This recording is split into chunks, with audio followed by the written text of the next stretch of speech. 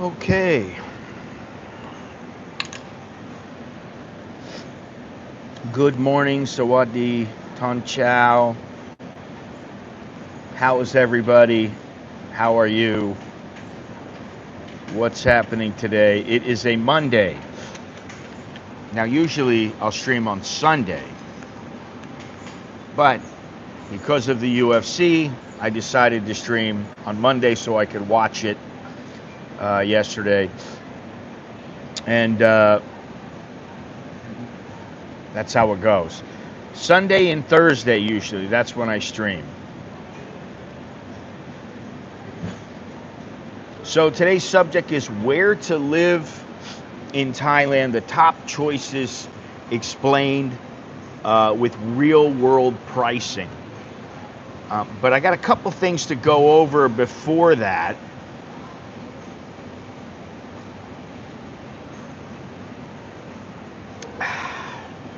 Good stuff. The first thing is just the exchange rate right now is 32.40, which is decent.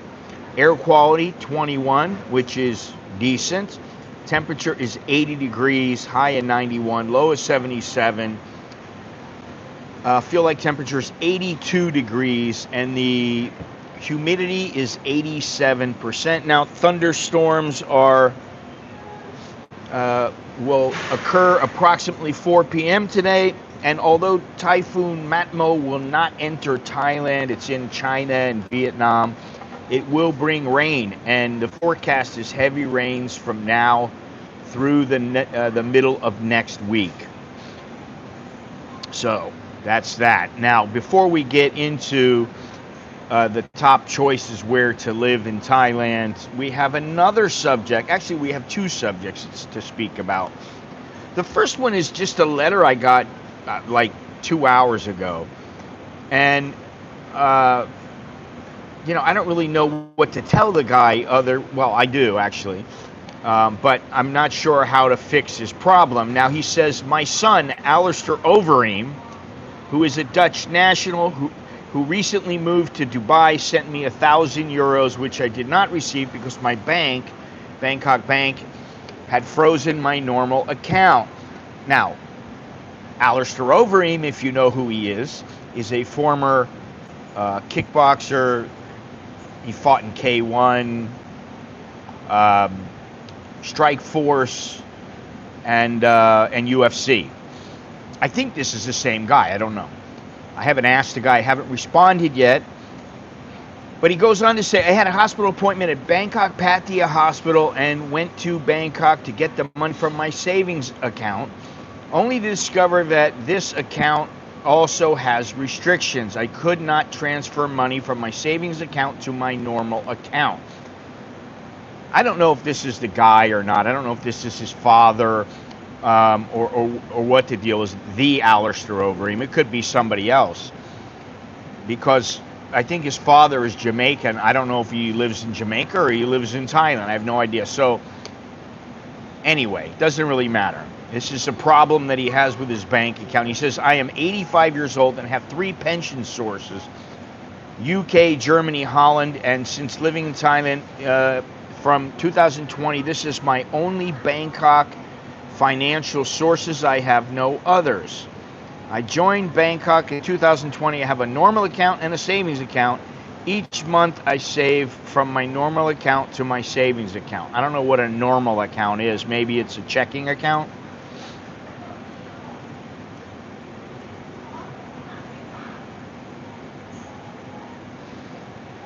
Well, no.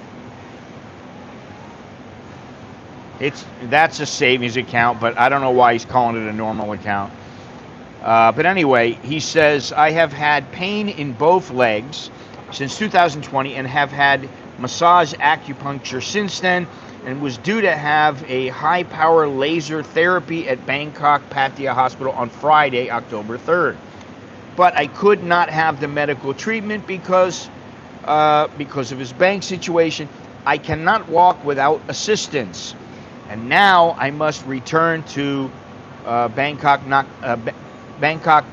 Naklua for the third time, and I do not know if I can get the money from my savings account to pay for my medical treatment at Bangkok Pattaya Hospital. Bangkok will not accept the money sent from my son. That is Ing, Dubai, and Holland. Now, Ing, I think, is a Dutch company. He says, what can I do? Well, I guess, the only thing he can do to get money right now is maybe get a Western Union. That'd be my recommendation. Western Union or MoneyGram, whatever they have, whatever he has available to himself. Then when he's done, I would call the banks up and I would find out what's going on. And if he needs to, I would go in and I would bring them any of the paperwork they need, because there is a reason why they shut down the account. Now, I'm assuming he has a retirement account. I don't know. He didn't say, and I'm going to have to write back to him and say something.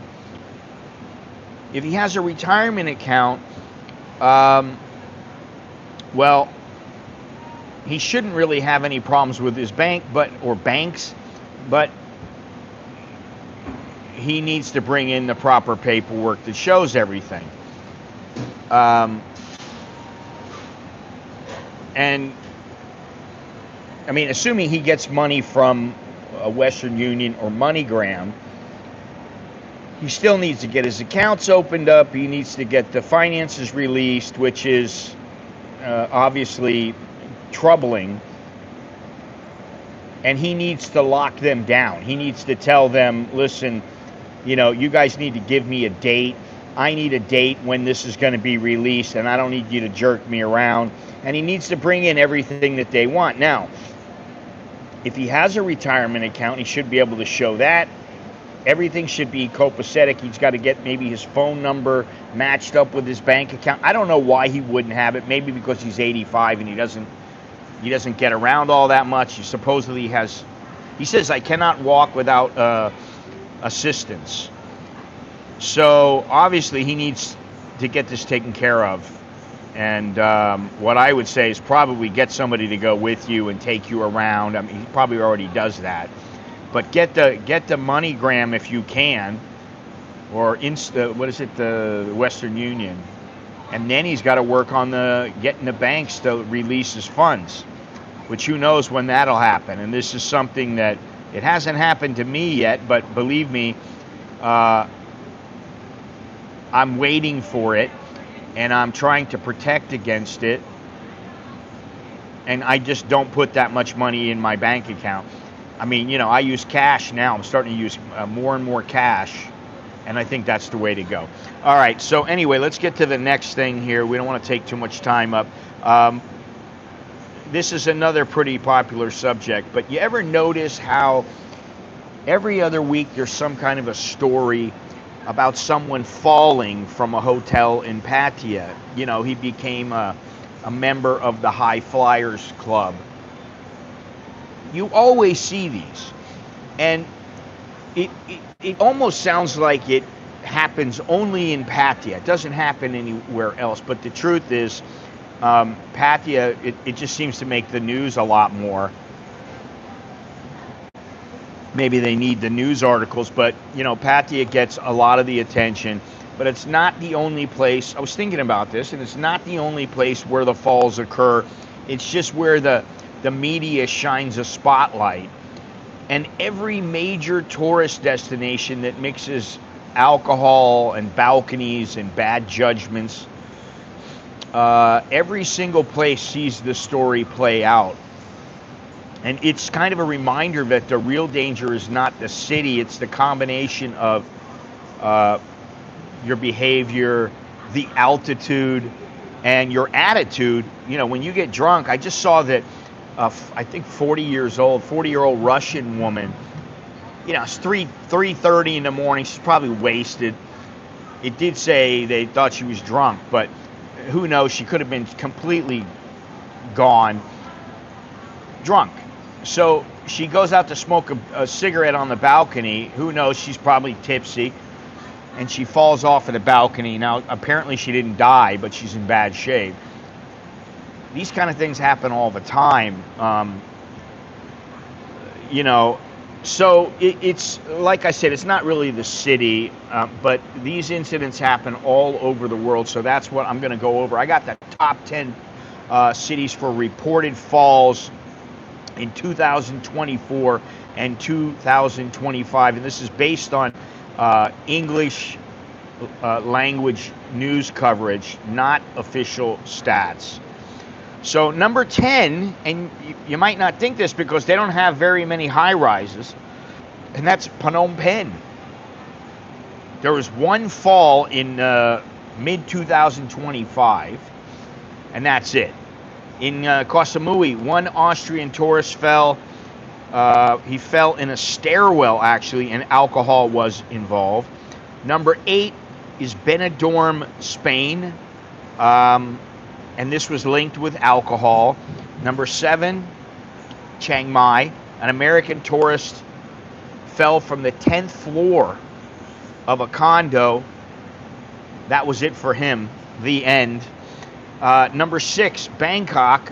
Occasional tourist deaths, usually near the Sukhumvit hotels. Number 5, Phuket. A few reported balcony and rooftop falls involving tourists that happened this year, 2025. Bali in Indonesia, at least 2 recent high-profile falls involving foreign tourists. Number 3, Ibiza. Several deaths from hotel balconies. Authorities even paused events after July 2025 incidents. Number 2, Mallorca, balconing. Incidents every summer among drunk tourists. Apparently they climb from one balcony to another. Not very bright, especially when your life's on the line. And number 1, come on, Pattaya. Easily the leader, multiple foreign tourist falls in 2024, 2025, and most were widely reported. You know, Pattaya dominates the headlines because it combines the party scene, high-rise hotels, and English language local news. But serious falls happen all over the world, not just in Thailand. There's a lot of other tourist hubs where it happens. So, you know, be careful if you're going to go out and get smashed. You don't want to fall off the balcony. If you don't know, my name is Scott. I'm an American. I've been living here in Thailand for almost 31 years now. And let me see here. Yeah, almost 31 years now. And I do videos about expat life, living abroad, and what it's like to really live here in Thailand and other parts of Southeast Asia and occasionally other parts of the world. Now, before I get into it, of course, I got to talk about my book, The Expat Survival Guide 2025, Living Smart in Thailand. It's blunt and practical.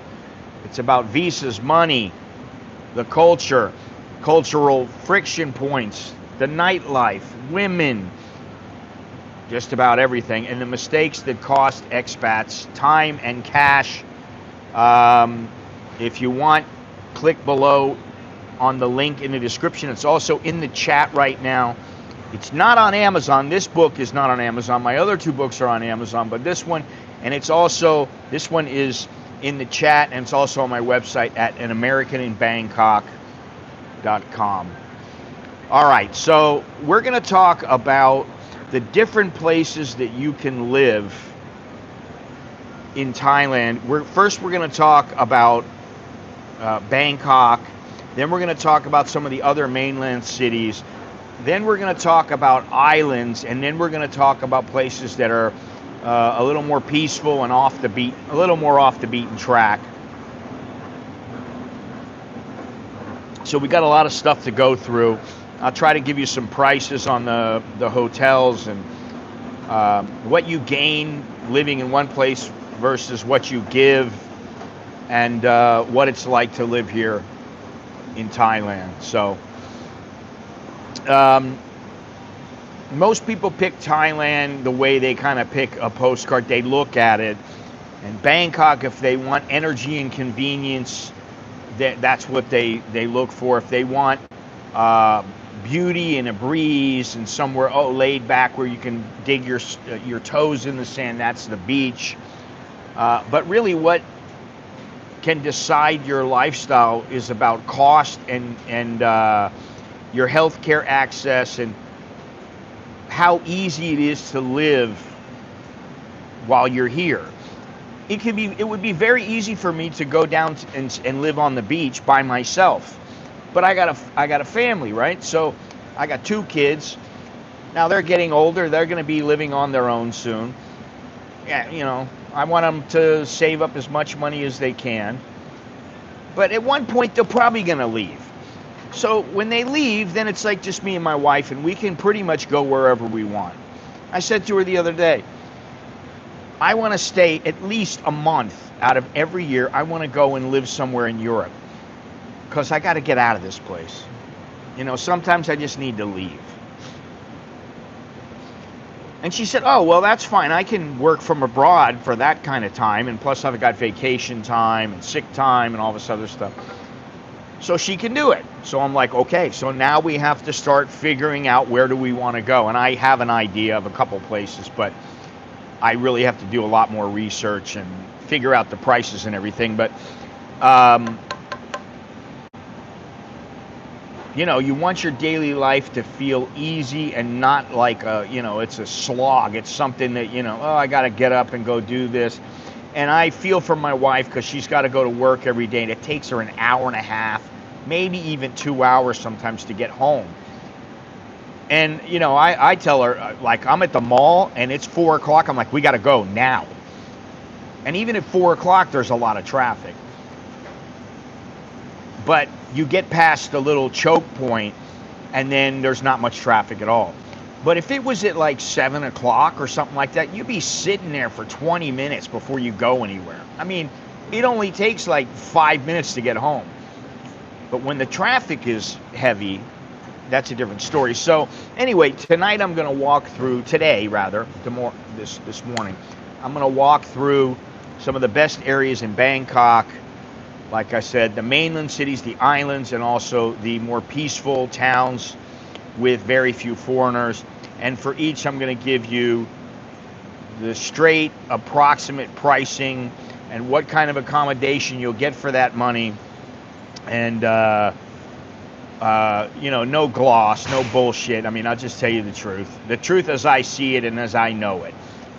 All right, so the first thing in Bangkok, if you want to live in Bangkok, the great thing about Bangkok is everything is right here. If you need food, if you need things to be mailed to your house, if you need, whatever you need is here. You need transportation, very easy. Everything comes easy here. But the rents are a bit higher. And I can tell you that when I first came here, you could get a really cheap apartment for like 1,500, 2,000 baht. If you wanted, I lived in a place that was 3,500 baht. And it wasn't bad. It was a Thai place, but it wasn't bad. It was clean, it was nice. And I was like, wow, this is great. And then it started going up. Then I was living in a 9,000 baht place. I was living in a 7,000 baht place. And those were okay. Now those places are probably 12,000, 15,000.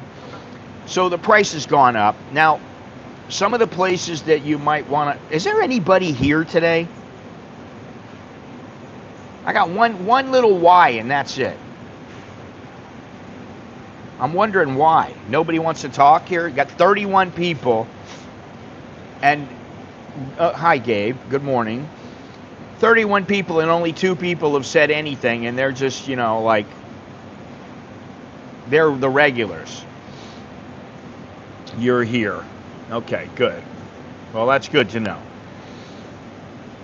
I was wondering the same. Yeah, I mean, I don't like talking to like 2 people and nobody's really listening. 30 people, all right, we're starting to get the numbers up there, but only 3 people in the chat. We need to do a little bit better. I don't know. Maybe everybody's just listening and waiting for information. But there are several places that you can, I mean, you can live anywhere in Bangkok if you want, but I'm going to tell you a few that you might consider good. And the first is Lat Phrao, Ratchada, Hue Quang. That's an area. And I mean, listen, we live in a place, and I don't want to move. It's a townhouse, 3 bedroom, 2 bath. It's only $7,000 a month. We used to live in a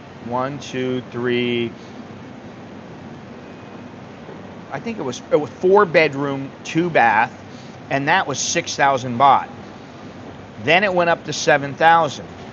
Then the hospital bought out the whole block, and the rent was paid 6 months in advance. We didn't have to pay any rent, but we had to be out at the end of that 6 months, so we made sure we were out. And then we moved into this place, and this place is 7,000 baht. Now that's cheap. That's a good price, and it's a townhouse. But you got to look for these places. You can't just expect them to pop up. You have to kind of dig a little to find these places. In general, in Lat Phrao, the studios, they start out at 7,000-8,000, and they go up to about 15,000-16,000. The newer 1 bedrooms, they're anywhere from 16,000 to 24,000. The 2 bedrooms and the townhouses, they can go up. It really depends on your neighborhood, but they can, I mean, listen, they start out at 7,000 in our neighborhood, but I've seen them right on the same block, and they're 9,000-10,000. They might be a little bit newer than our place, but I don't want to move. Why do I want to move? You're paying a pittance. We're paying a pittance, and we're very comfortable where we are. And, you know, the house isn't perfect, but I don't really care. I don't want to pay 40,000 baht a month to buy a house. And my wife is always looking for houses, but she knows she's got to get the price to we got to be able to put down a large chunk and have almost nothing as a payment, because why should we do that? It's better to rent than to buy. And it makes it much easier to get away. You want to get out, you want to pick up your bag and split, all you got to do is do that. You don't have to worry about it. Okay, I lose a month for rent, but that's it. You don't have to worry about the mortgage. Maybe a 2 bedroom, like I said, anywhere from, it depends. I mean, we got a 3 bedroom and it's 7,000, but I'm going to say anywhere from about 15,000 to 35,000. And these are more Thai neighborhoods, but there are MRT links, there are BTS links, and the food is about as cheap as you're going to get it in Bangkok. I mean, I can walk across the street on the way home, and, you know, what am I going to pay? Maybe 40-50 baht for a meal.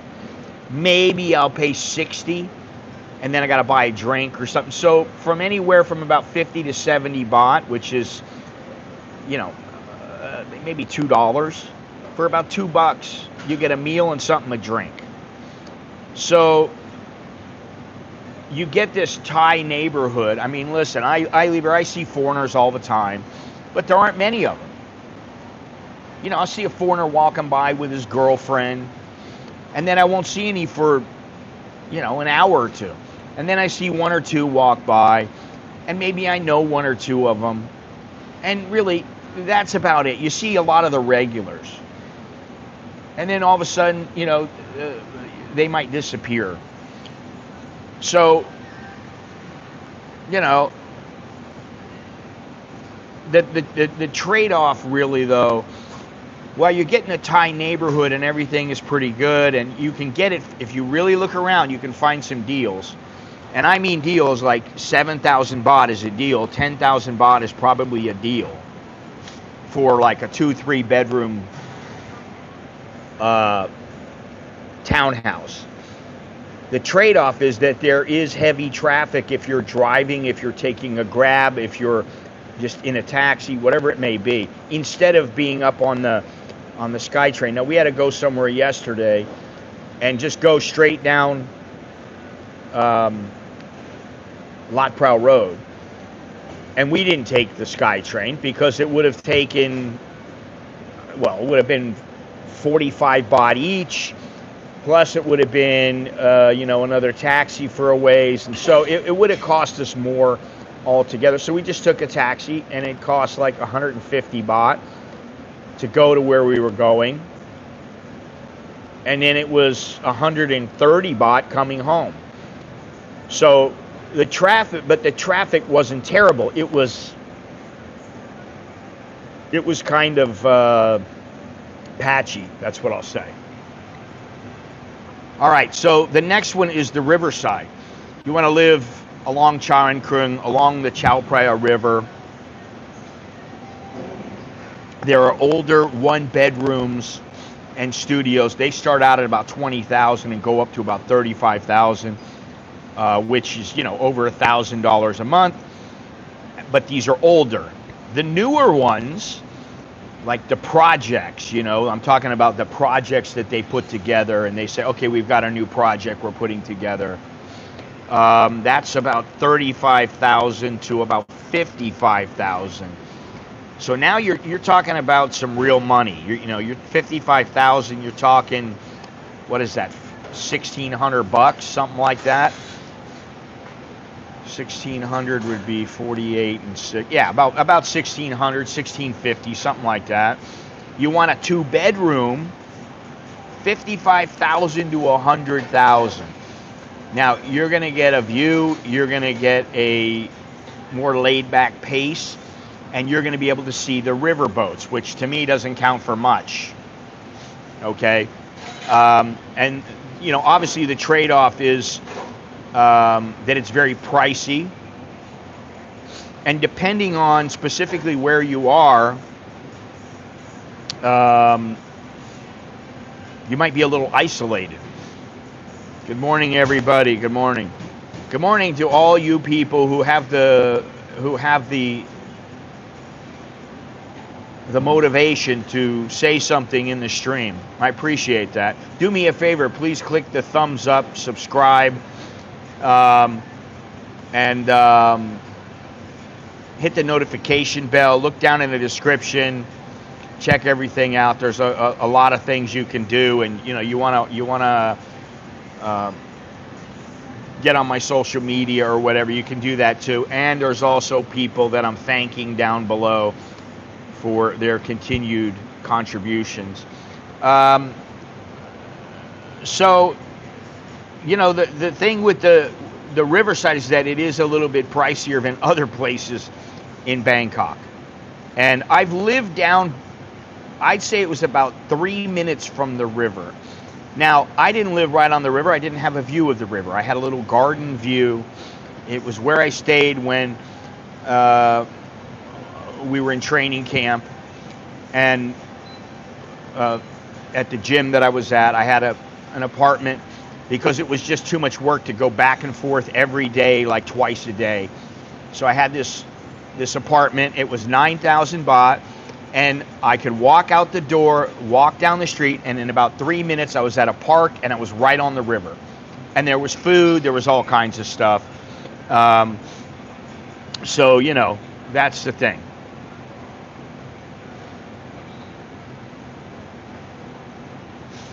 I'm not even going to go over this again. Okay, so number 4, places like Bang Na Anut, which is an older area that has been revamped, and now a lot more people are starting to live there. It used to be a place where all the hookers used to live, and they could live there for 3,000, 5,000 baht. Now they've upgraded it, and it's starting to be a much nicer place. Bang Na is a bit far out. Studios. It's not just Bangkok, dude. I don't know why you say that. Studios and 1-bedrooms, anywhere from about 9,000 to 18,000. Now, if you got a roommate, you're paying 18,000 and it's a nice place. That's not bad. But who wants a roommate? Not me. I don't want a roommate. I got a wife. That's enough. If you want to get a newer bedroom, 1-bedroom, It's anywhere from 18,000 to 25,000, which 25,000 is only about $750, something like that, which is not that bad really, comparing it to the US and other places. You want a two-bedroom townhouse, 22,000 to 38,000, and what you get is slightly lower rent. You get BTS access. You get some of the big malls are around, and if you want to get into the heart of the city, though, you're gonna have to have longer rides. I mean, listen, I'm out here in Lot Prow. If I want to get into, let's say that I wanted to go to Nana, which I haven't been there in years now, but if I wanted to go there, it would take me anywhere from about 30 minutes to about an hour, and even an hour and a half sometimes. It's crazy. If I wanted to go down towards like Central, what is it? I don't remember what they call it now. Times, what the hell is it called? You know, the one that burned down. So, let's just say if I wanted to go down towards Siam Discovery, if I took a boat, it might take me an hour and a half to get there. If I took a taxi, it might take me an hour and a half to get there. If I took the SkyTrain, it might take me 2 hours to get there. It might take me an hour and a half.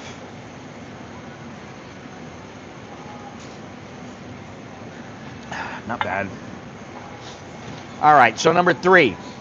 Satorn and Siloam. You can't forget these places. The older one-bedrooms in that area, anywhere from about 18,000 to 28,000. The newer bedrooms, 28,000 to 45,000. And the two bedrooms, 45,000 to 80,000. Now, you're in a business area. There's a lot of embassies in that area. There's good food, good dining, but the traffic is brutal. And when you're walking, there's people all around you. It's not like you're just taking your sweet time. You don't have to look where you're going. You just have to make sure you don't trip over any sidewalks. That's not how it is. It's a lot busier, and yeah, you're going to have to really watch what you're doing and where you're going. Let me see this here. What do we say here?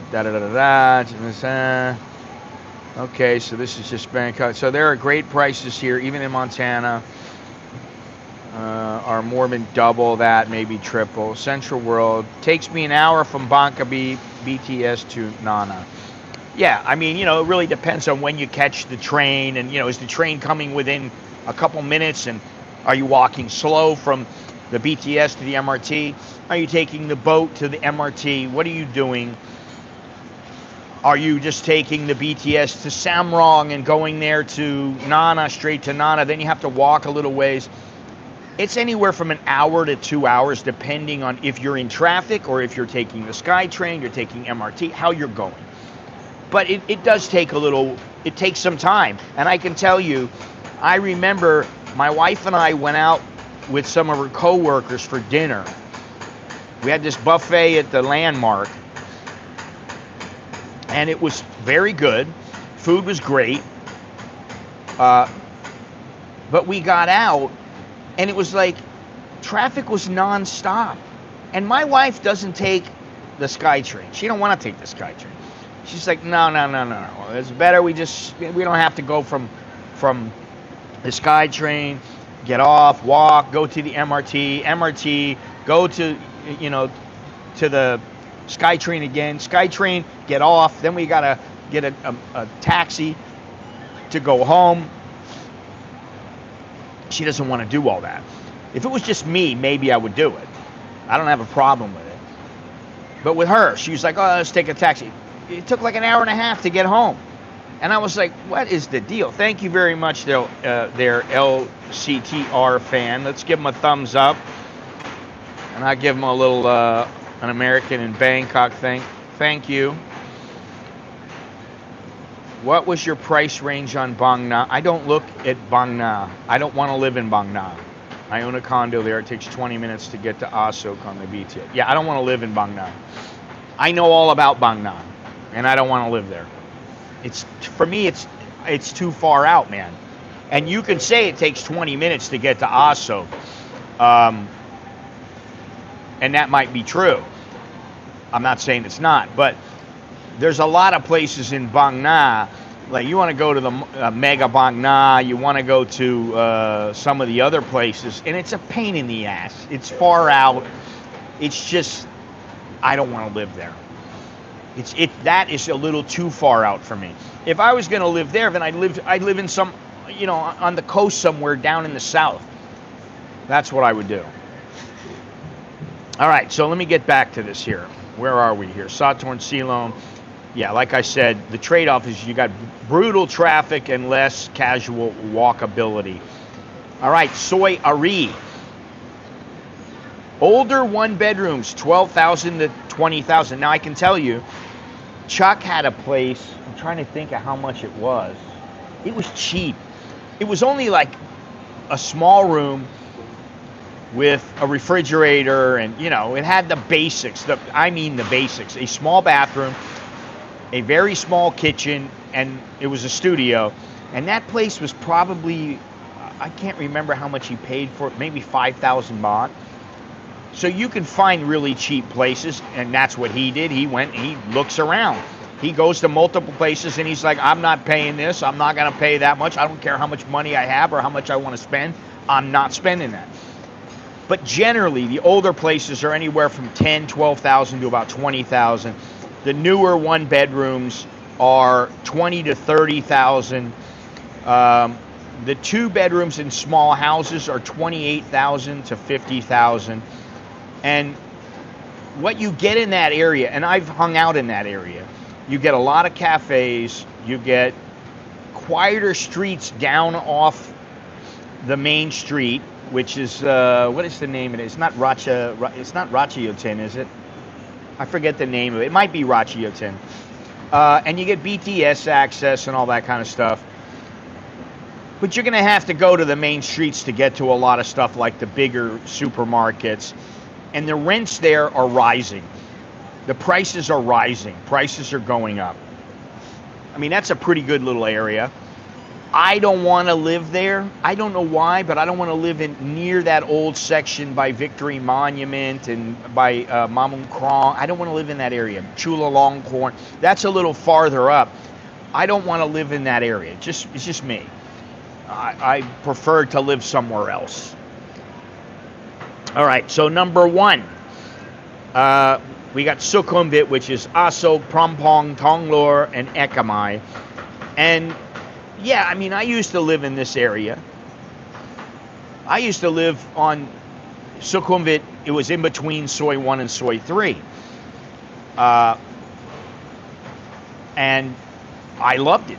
I loved it because it was so convenient. I didn't have to take a taxi somewhere. I just walked. I walked right out there. Boom, I'm at a mall.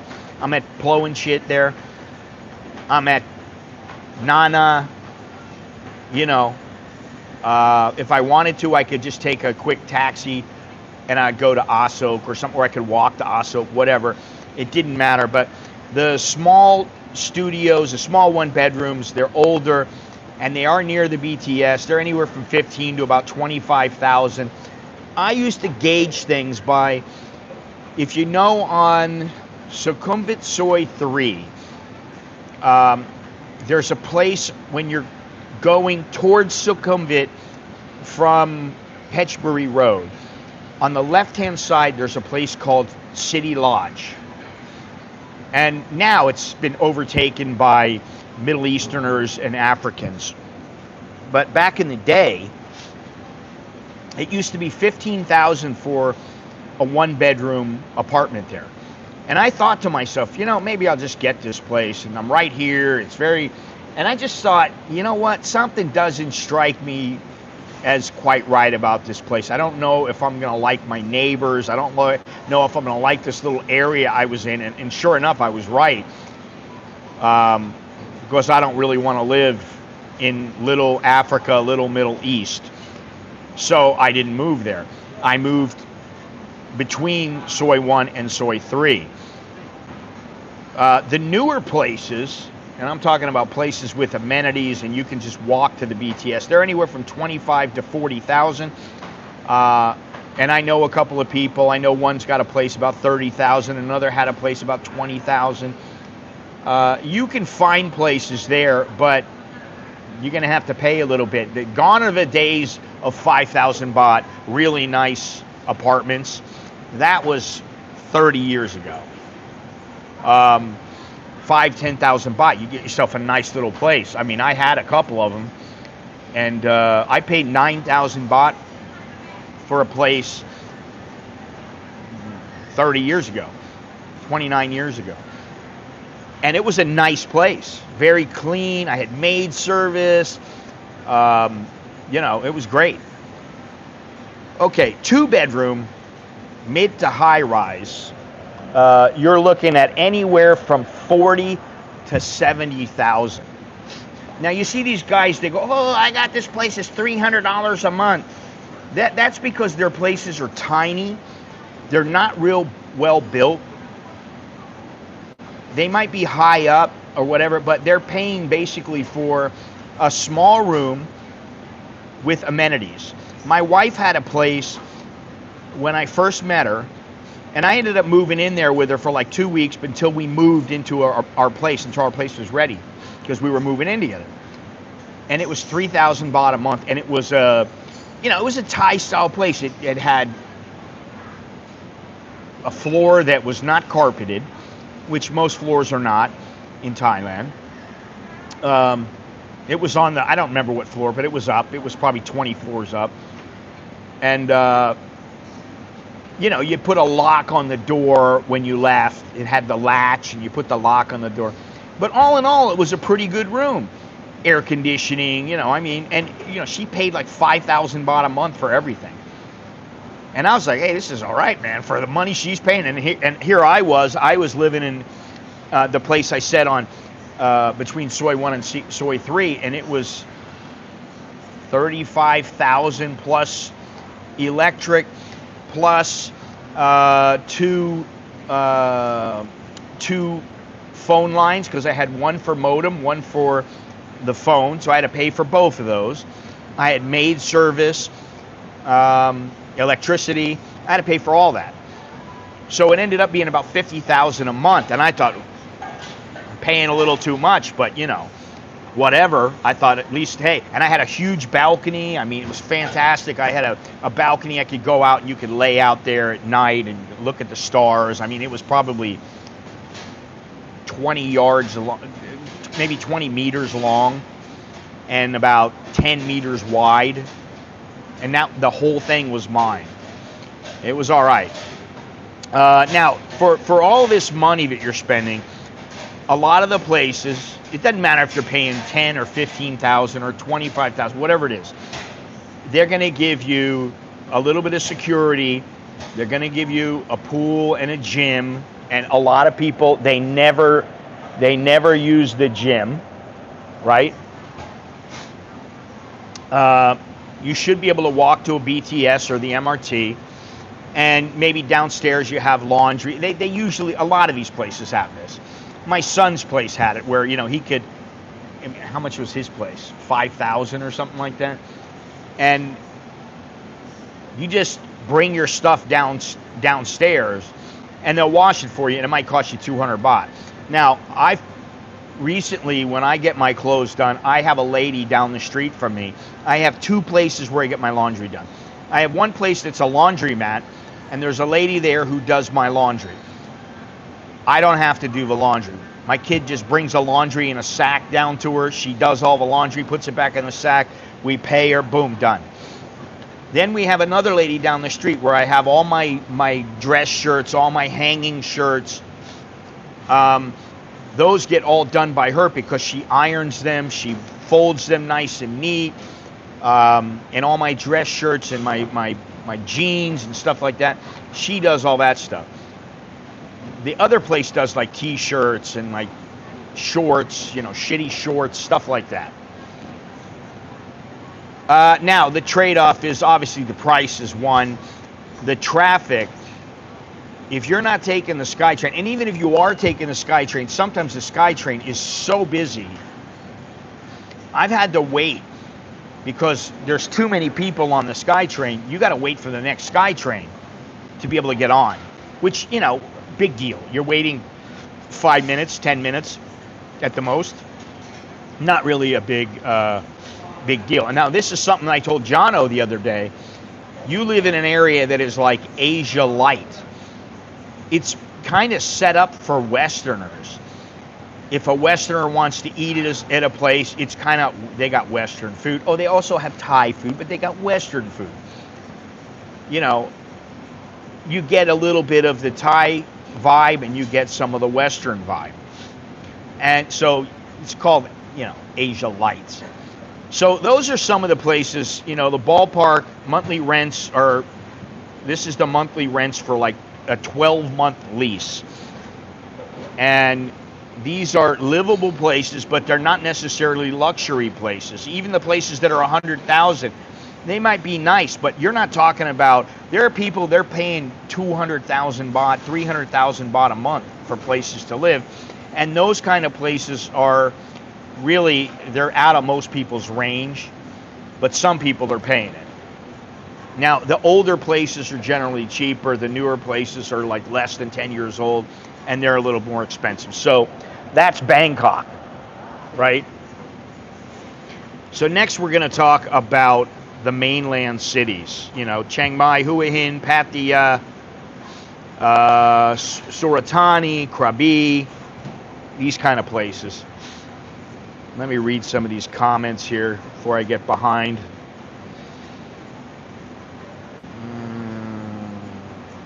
Great show, just sub, Kelly in Vancouver. Thank you, Kelly, appreciate it.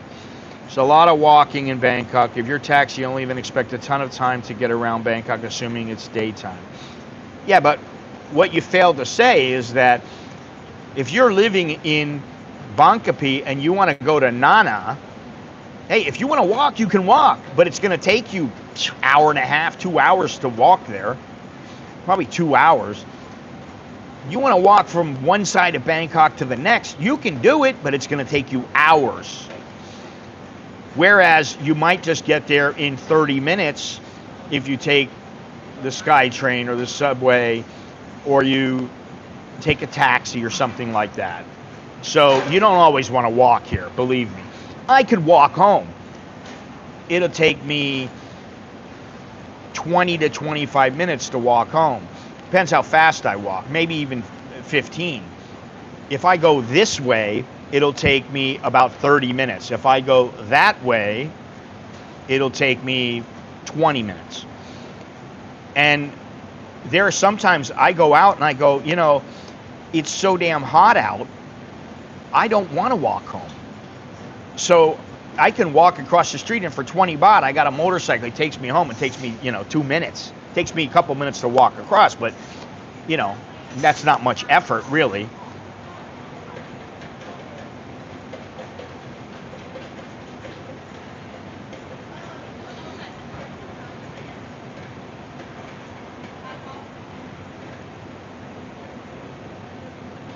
I noticed that 2 bedrooms in the same bedroom in the same condo are twice the price, for example. Well, that's not always true. That's not always true, Ben. And, you know, you don't always want to get a condo. Get a townhouse, get a house. That's my recommendation. Get a house. We had a house next to Waitani Hospital. It was, I mean, we didn't hear anything from the hospital or anything like that.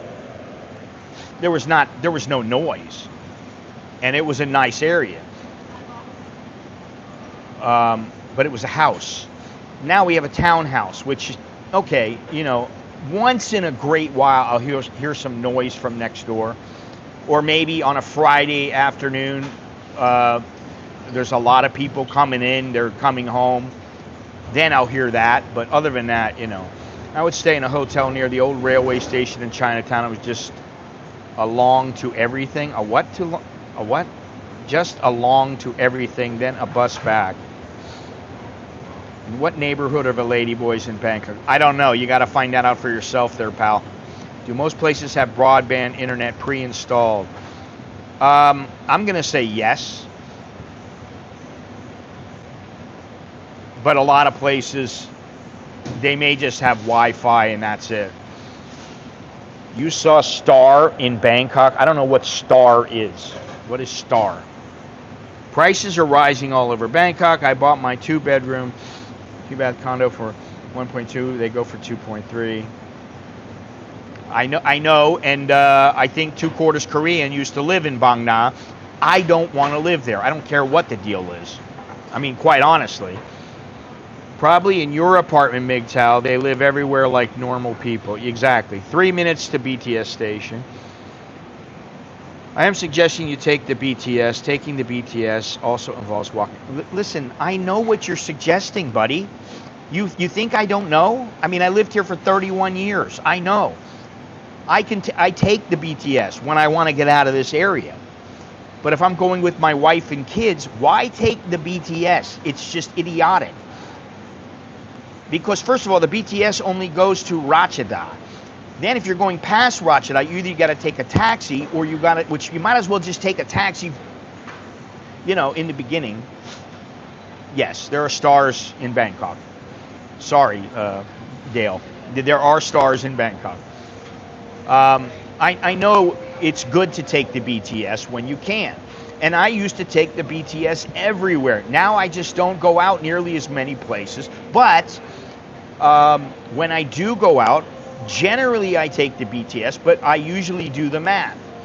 I figure it out. I go, hey, it's going to take me 160 baht to go there by taxi. I can take a Grab and they give me a discount or something. Maybe I get it, you know, for 160 baht to go all the way across town. Now, if I take the SkyTrain, I may take the BTS to the MRT to another BTS, then change to another BTS, and it might cost me 120 baht. So I'm like, for 40 baht, I'm just taking a taxi. I didn't talk about walking across the city. You did.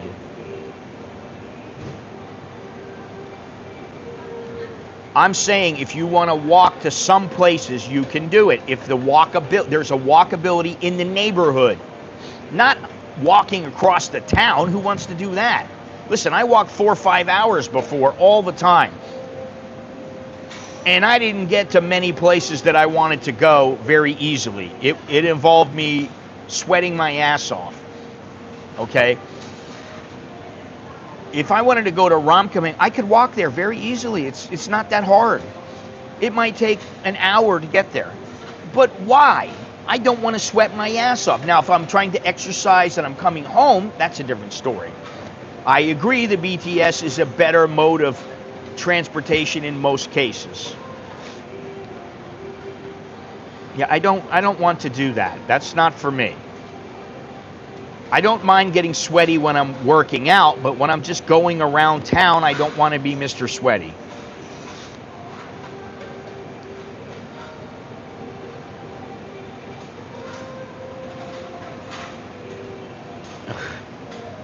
We're not talking about those kind of stars. We're talking about the stars in the sky. All right, so the mainland cities. Let's get started on this here. Let's talk about Chiang Mai. You can get a studio apartment in Chiang Mai, 5,000-6,000 to about 12,000. These are a little bit older. You can get a newer place for anywhere from about 10,000 to 20,000. You can get a 3-bedroom house, 20,000 to 40,000, and this is in the suburbs. You go out a ways, it's going to be even cheaper. We thought about buying a house in Chiang Mai, and I said, I just don't want to do it because first, the burning season. Second, we don't live in Chiang Mai, and you're not going to go up there and stay up there all the time and work remotely. You're not going to do it. Now, if you were somewhere to where you could get to Phuket fairly easily, then that would be okay. So that's why I said to her, hey, you know, we can go on this island for a couple of weeks, for a week or two. We can go somewhere in the Mediterranean, which is where I want to go. I want to go somewhere in the Mediterranean for like a month and just chill out there and, you know, live life there. That's all I want to do. But it could be, you know, like I said, Koh Lanta, Koh Lipe. It could be many different places. There's a lot of places to go in Thailand. Okay, so the vibe, obviously the vibe in Chiang Mai is a little bit slower. There's a lot of cafes. Supposedly it's a very creative scene, but it has the burning season, and it can get rough there with the burning season. It's just, it's too, first of all, to me, it's kind of like a place where the hippies go. I hate to say hippie. They're not full-on hippies, but it's a place where some of them go. So it's not really my cup of tea. Actually, I would say there's only two places on here that are my cup of tea, and they're both in the south. The next place is Hua Hin. The studios in one bedroom, 8,000 to 16,000. The newer one bedrooms near the beach, 16,000 to 28,000. And you know, it could be a bit less. 2 to 3 bedroom houses in the village, anywhere from about 20,000 to 45,000, which is a big range. And the vibe is generally that it's fairly calm there. They got solid hospitals, they have golf.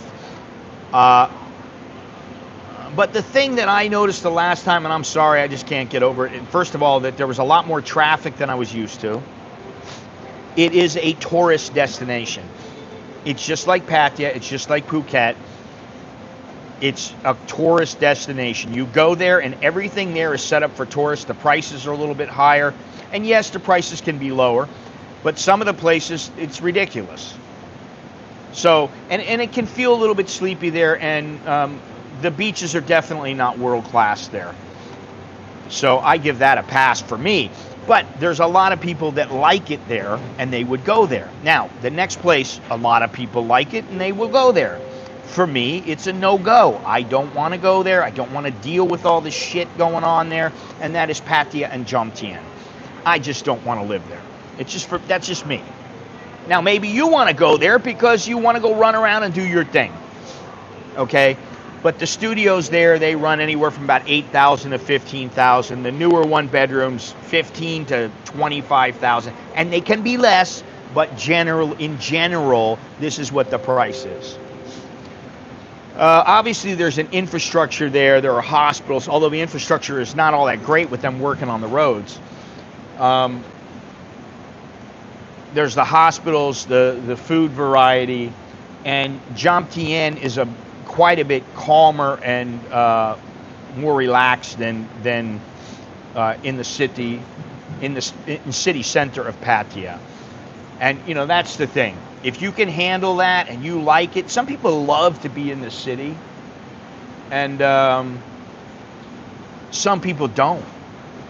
I don't particularly like it.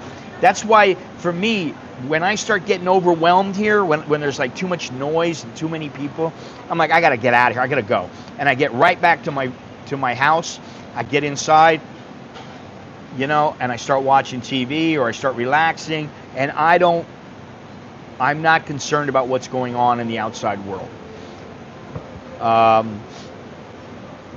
So, you know, it could be, you know, you can go there, you can't go there, whatever you want to do. It's all up to you.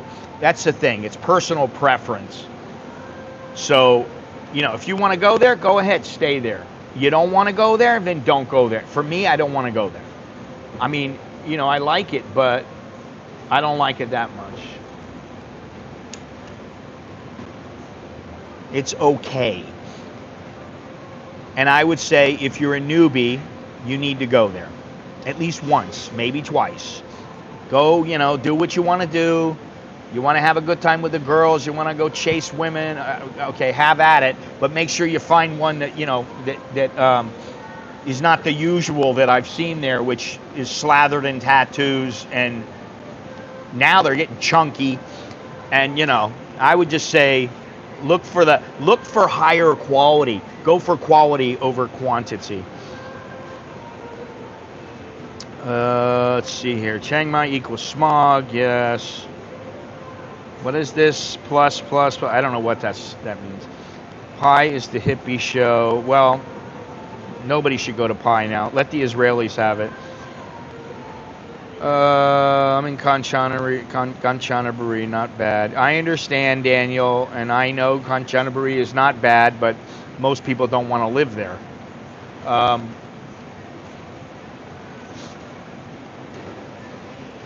The bad ones. I mean the bad ones. Chunky is an understatement. Thank you. I don't want to just flat out safe. The fat chicks.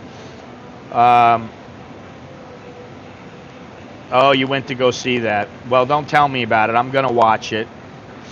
And I got to tell you, I know he may be great in this movie, but I don't like The Rock as an actor generally. Now, this is kind of maybe a biography, sports kind of thing, but I think I'll probably like him in this role. But in most roles, I don't really like him.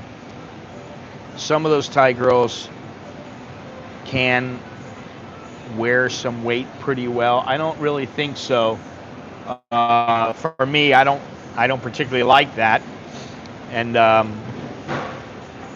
yeah, that's all I'll say. Anyway, all right. So let's get into the next place here. The Isan cities like Udon Thani, Kon Kan, Korat. Too bad Jim's not here. Chayapum. The studio apartments run anywhere from about 4,000 to 9,000 baht. 2-bedroom studio and 1 bedroom. And I can tell you, in Udon Thani, about 28, 29 years ago, I had an apartment in Udon Thani in the center, city center. And it was 3,500 baht, and my electricity, my water bill, my internet bill, everything, I didn't pay more than 4,500 baht. And I was like, wow, this is fantastic. It's so good. But anyway, if you get like a 2-bedroom house, a small house, it might cost you 8,000 to 18,000. That's cheap, man. You know, so if you got a girl up there and you don't own a house and you don't want to own a house, you can rent for cheap. If you want a bigger house, 15 to 30,000. Oh man.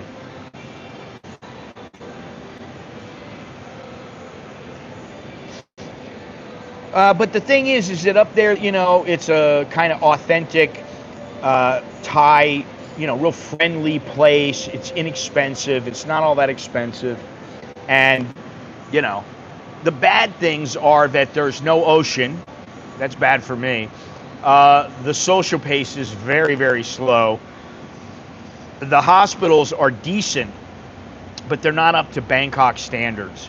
So if you're the kind who really needs a great place, then that's probably not going to work for you. You know, some people can get by with, they don't have that many illnesses, no problems, you know. All right, so the next place on the list is Suratani, which is one of my favorite places.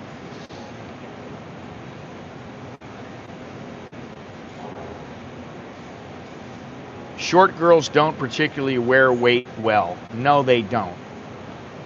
And I'm short, and I can tell you that after losing a bunch of weight and getting in shape, I still get hit with people saying, oh, you're not exactly small, you're pretty fat, you're this, you're that. And I go, you haven't even seen my body, you haven't even seen me. I haven't walked out of the ocean like Daniel Craig and James Bond. You know, I got a 4-pack now, I'm working on getting a 6-pack. But, you know, that's neither here nor there, because men are allowed to be fat in society if they want a woman. I'm not saying you should be. You shouldn't be.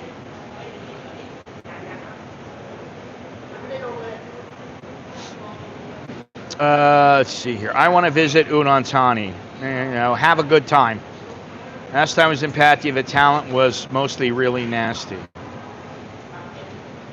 as it was when I was there.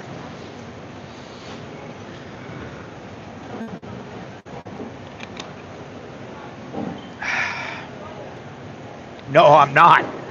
I will not go to Udon Thani. Now, if it's part of another trip and it's only like we'll spend 2 nights there, then maybe. But, yeah, I'm not going to go there. I'm not going to go, oh, let's go spend a week in Udon Thani. I live there, man. I don't want to go stay there again. There's no way in hell. Absolutely not. All right, like I said, Suratani, one bedroom's 5,000 to 10,000. Now, this might be inland. It really depends on where you are in Suratani, because Suratani is a huge province. 2 bedrooms, small houses, 9,000 to 18,000. Larger houses, 15,000 to 30,000. Now, it's very Thai in the south. The cost is pretty low. There's good food, and it's a good base if you want to hop to islands. Surat itself as a city is not all that glamorous. To me, I mean, you know, I go there and I'm like, all right, let's get out of the city. I want to get out of the city. I want to go to some of the nicer places. Boy, they are just moving all kinds of stuff here. And, you know, they changed the mall opening and closed, well, opening hours. They changed it now. It used to open up at 10 o'clock every day. First of all, it opened at 10 o'clock. Then they changed it to 10:30. Then they changed it back to 10 o'clock. And this has been for 2 years. Well, since COVID. Now they're reopening at 10:30, so they block off the path here. You can go to the grocery, but they go, oh, no, you can't go into the mall. And I'm like, why? I don't get it. They're allowed to walk in over here, but they're not allowed to walk in over here. You know, it's ridiculous. Yeah, we got a few more places to go over here. I was wondering if I went to the south, is there a notable difference in the style? Oh, yeah. There's a big difference. There's a big difference, man. I mean, they eat curries here. They eat some noodles. But in the south, they eat a lot spicier, a lot more foods with noodles. They have things like kanom chin, which is just like rice noodles, the thin rice noodles. And then they get a curry, and they get either, it can be pork, it can be fish. Usually it's fish. They pour that, and the curry is like a little bit sour yellow curry. They pour that over the kanom chin, and they have that. They have they eat a lot more staw, which is the stink bean, which I love it. It's tasty. However, it makes your piss stink. It makes your shit stink more than it normally does. When I've eaten Bo's cooking and it's been more southern. Well, so there you go. And even she can make some omelets, and she puts in I forget the name of the herb that she puts in. It's like a green vegetable, and it's all throughout the omelet. She can make it that way, or she can make like kaijio with like maybe onions in it or something like that. Yeah, every place has their own dialect and also their own food style.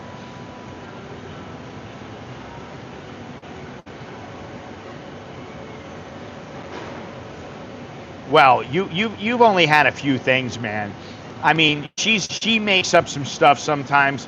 She makes stuff up, and I'm in the front room rather. I'm in the front room. She's cooking in the kitchen, and I start smelling it. I start sneezing like crazy because the curry is so spicy, and I'm like, what are you doing? I'm like, Jesus Christ. And she's like, I want it spicy. She needs to feel like, if she doesn't feel like her nose is dripping, it's not spicy enough. That's how she feels. And yeah, sometimes I'll eat the food too, and it's really spicy. Most of the time, I mean, what was it that I ate the other day? I ate somewhere, and I go, oh, it was in Kualipe. I was eating some shrimp. And it was shrimp. It was yum kung. It wasn't yum one sen. It wasn't with noodles, the glass noodles. It was just, they made the shrimp. They gave you like 12 shrimp. They were pretty big. And then they made it with the sauce, the yum sauce, the spicy sauce. And she goes, do you want it really spicy? I go, go ahead, put it spicy. I don't care. So she made it really spicy, and then I got it, and I go, this isn't that spicy. I was like, this is not that bad. So I think I've kind of become accustomed to it. Well, I can't eat that unless I'm home because I got to go to the bathroom fast. You find that people in the South have a black heart. That's a common perception with Thais. I never felt that, though. Well, I mean, there's times I meet people and I go, oh, kon tai chai dam. I always say that. And they go, no, no, no. Some of them say no. And some of them go, chai. Listen, if you cross them, they will literally kill you if you cross them. But if you become friends with them, they will be your best friend. They're tight with you. They don't want to have any problems with you. They want to get along with you, but they don't speak a lot sometimes. They're not overly, what's the word? You know, they're not real showy. Like, they don't speak with their hands. Sometimes they don't talk very much. You know, they don't get really dramatic when they speak. Whereas sometimes the Easterners will get that way. But I haven't really ever had a problem with somebody from the South. I've never found them to be that way. But I do know some people that somebody crossed them, and I know two people who somebody crossed them, and one person killed the woman. The other person, nobody knows who killed the woman. It had to do with, you know, relationships, men and women, and that kind of thing. I didn't know them like real well, but I knew them through somebody else. And yeah, I wouldn't want to mess with them. I mean, you know, you don't want to. That's the thing.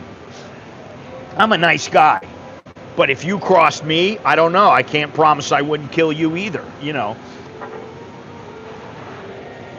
Because for some people, they have the switch. They have the switch in their head where they can flip it. They go nuts. It drives them crazy. And sometimes that's with the Southerners. And that's how they are. If my wife gets pissed, she gets really, really pissed. And I have to tell her, calm down, mellow out, chill out, just relax. That doesn't happen. It might happen once in 10 years. And I haven't seen her like that in many, many years. But yeah, I would be careful what you do. Well, I mean, I've had my run-ins with her. She's my wife, you know. She doesn't always like everything I do or say, or, you know. But she's only really got pissed at me. Well, I don't know. She got really, really angry at me one time, maybe 5 years into our relationship. She's been a bit angry at me probably 10 times in our marriage. And I just leave her alone. And then later that day or the next day, she's fine. And that's the way that, you know. My wife feels that way, and with many people in Bangkok also. Yeah, I mean, I wouldn't worry about it. I wouldn't worry about it, though. I think if you're just respectful and you try not to cross somebody, you're not going to have any problems. All right, so the next place, Krabi. And I would live in Surat, and I would live in Krabi. Now, where I would live in Surat is the house that we have. I would live there. I'm not sure how happy I would be there. I would have to have some transportation, probably a motorbike or a car. I'd rather have a car, to be honest. I'd rather have like a Jeep or a Scout or something like that, because it provides more protection. Because if I went down now on a motorbike, I'd be in deep shit. But you know, if you got a car around you, you have a little more protection, and hopefully you'll come out okay.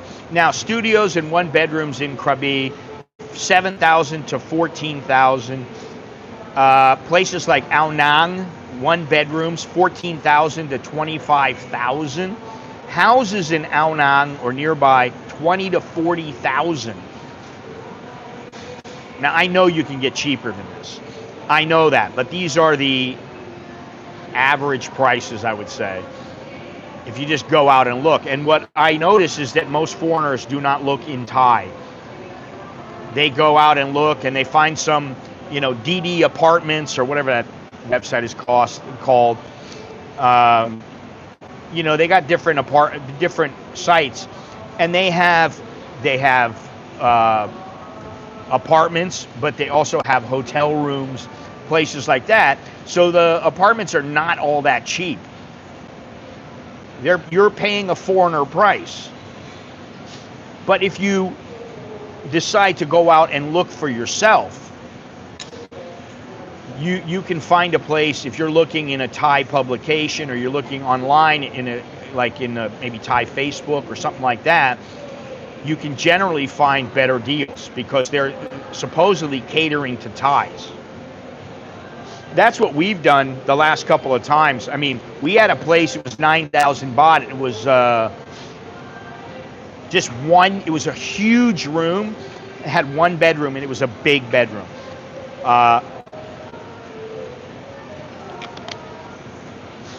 That's what the wife and I had a while back. And the kids were very, very young then, like 3 years old and 1 years old. And it was a good little place. It served us well. They were very good to us. And, you know, eventually we just moved because we wanted a bigger place, and we wanted a better place. Bigger, better place. Okay, so, you know, the thing is that in Krabi, some of the big city conveniences are not always there. You may have to have them shipped in. It may be difficult to get them shipped in. You know, well, that's why you get somebody who's Thai to go looking for you and to find out the price. And hopefully you can have them help you when it comes to signing the lease. You go, no. I'm not paying 12,000. You told her it was 9,000. You know, and you tell them, maybe you say something, listen, give me 9,000, I'll pay you for 6 months. And then that way, you know, there's a little bit of an exchange, and you're not doing exactly what, you know, you're doing something more for them, so they feel like, oh, well, you know, he is a foreigner and I want more money, but okay, he's going to give me 6 months, so I'll take the lower price, you know.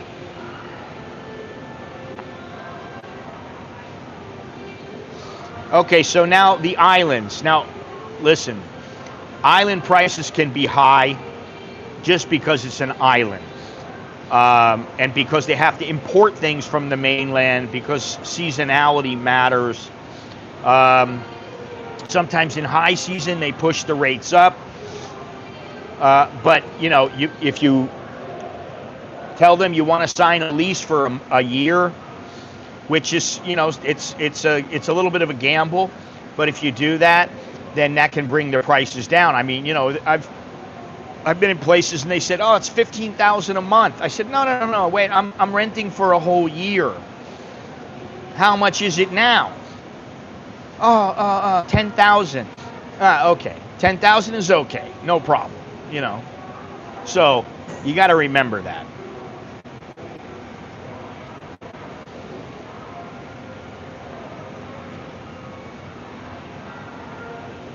On the Thai sites in Thai languages, will they raise the price once they found out you're foreign? Not if you have somebody who's Thai who's helping you, like I said. That doesn't matter. Right-clicking, doing all that bullshit. It doesn't matter. It matters what you do when you go in to see them. And most Thais can tell if you use Google Translate to translate into Thai. And I always tell my kids, just do it for me. Or my wife, I tell, please, just do it for me. I don't want to have to sit here and translate a whole freaking page of something into Thai. I don't want to do that. My Thai is okay, but I don't want to have to do that. To me, it's just a pain in the ass. My wife is a property manager, very good at knowing the general cost in an area and can talk price down for us where we live. It's a nice bonus to have the wife in the business of property. Yeah, my wife is involved in the hotel business, and she knows about hotels and Airbnbs and all these kind of things. She knows how much a place is worth.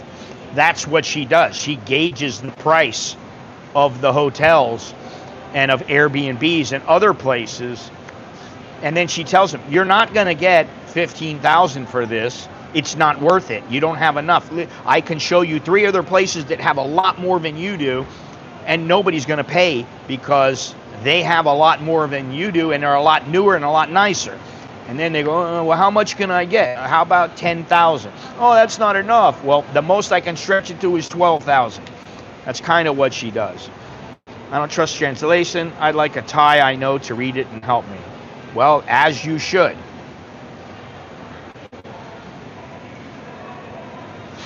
All right, let's continue here.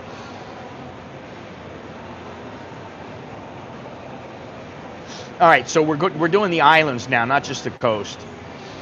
I'm surprised that, well, I'm not going to say that, but the islands, obviously Phuket.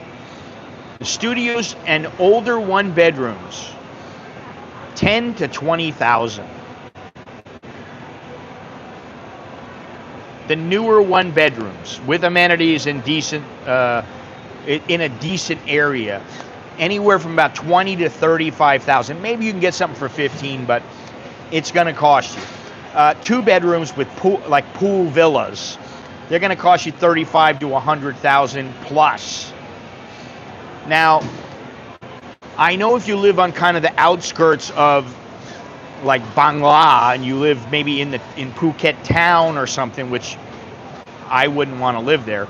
But if you live in some other areas down along the beach, the beaches, you can get a little bit better deals, and it's a lot more quiet, and it's very beautiful in some of these places. So there is very much a beach vibe in Phuket, obviously. And they've got infrastructure. There's airport, hospitals, schools. But the negative is they have tourist pricing. And they have tourists, and a lot of them. So it really depends on when you go somewhere and where you're going as to how many tourists are around you. And let me tell you something. I was down Bangla and farther down the coast, and I can tell you there were so many people, not just Russians, Chinese, there were just people, masses of people. I'm walking at 9, 10 o'clock at night, and there's people on the sidewalk walking with me. It was hard to be alone. I went and flew my drone, and there's another guy. I'm flying my drone. This other guy pulls up. He starts flying his drone right next to me. I'm like, son of a bitch. So you got the traffic and the tourist pricing. To me, that's, yeah. Not everyone has a Thai person next to them to translate. Well, that's why you need to find someone. And if you don't have anybody, well, then you're going to have to figure something out. I mean, I don't know what to tell you. But I can tell you that if you go in speaking English to them, they're not going to give you the same prices if they're going to give a Thai that particular accommodation.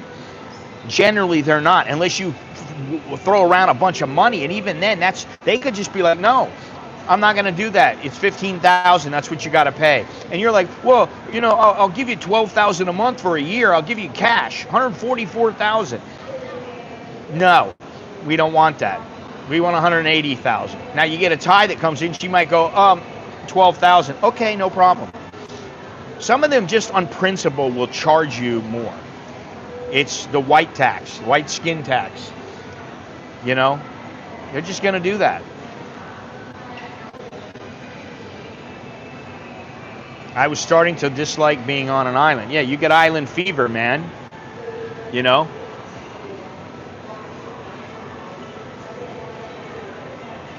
And I mean, I know it's not easy, but that's why if you're coming here and you're on your first trip and you don't know anybody, you don't trust anybody, you probably shouldn't move here.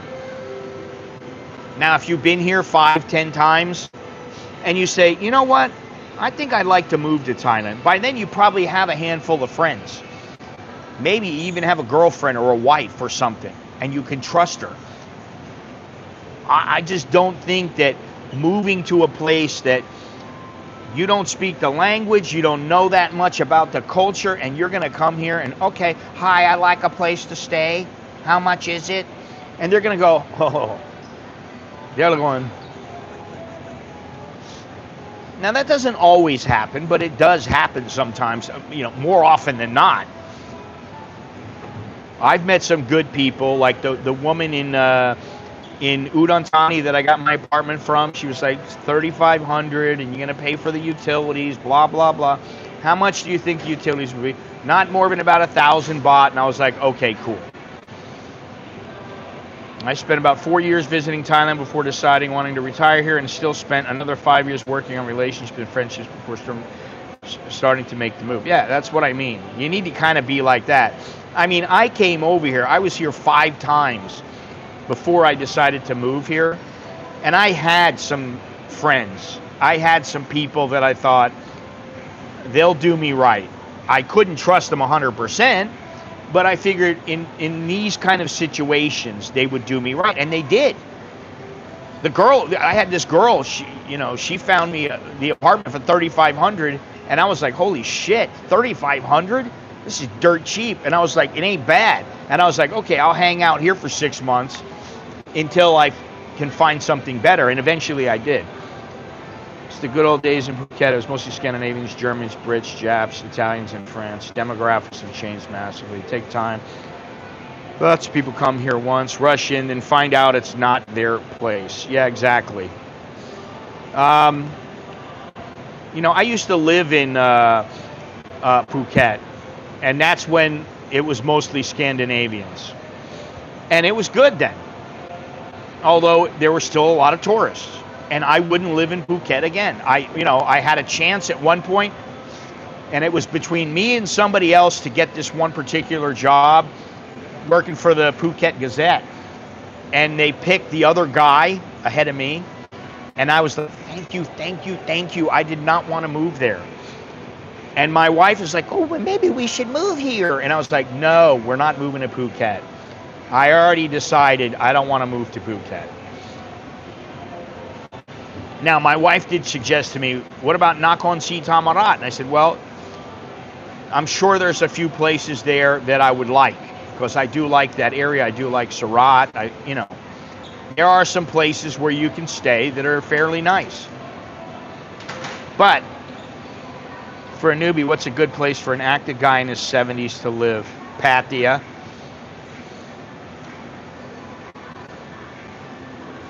Really? I mean, you say an active guy in his 70s. You can just go golfing in Pattaya if you want. I don't know. I don't really know. But I would say active, you could go scuba diving. You can play golf. I don't know exactly what you mean active.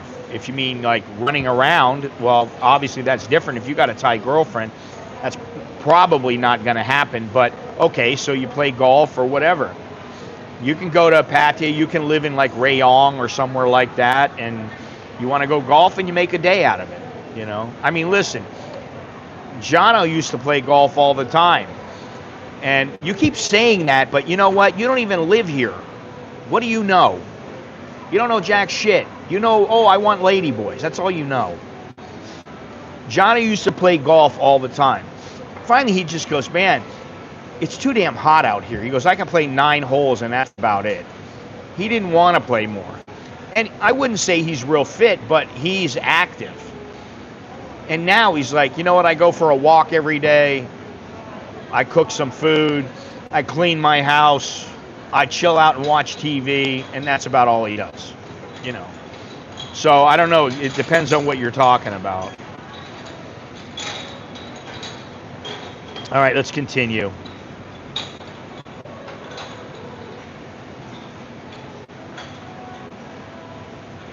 Camping, hike. Well, you're in an area where you can go camping and hiking.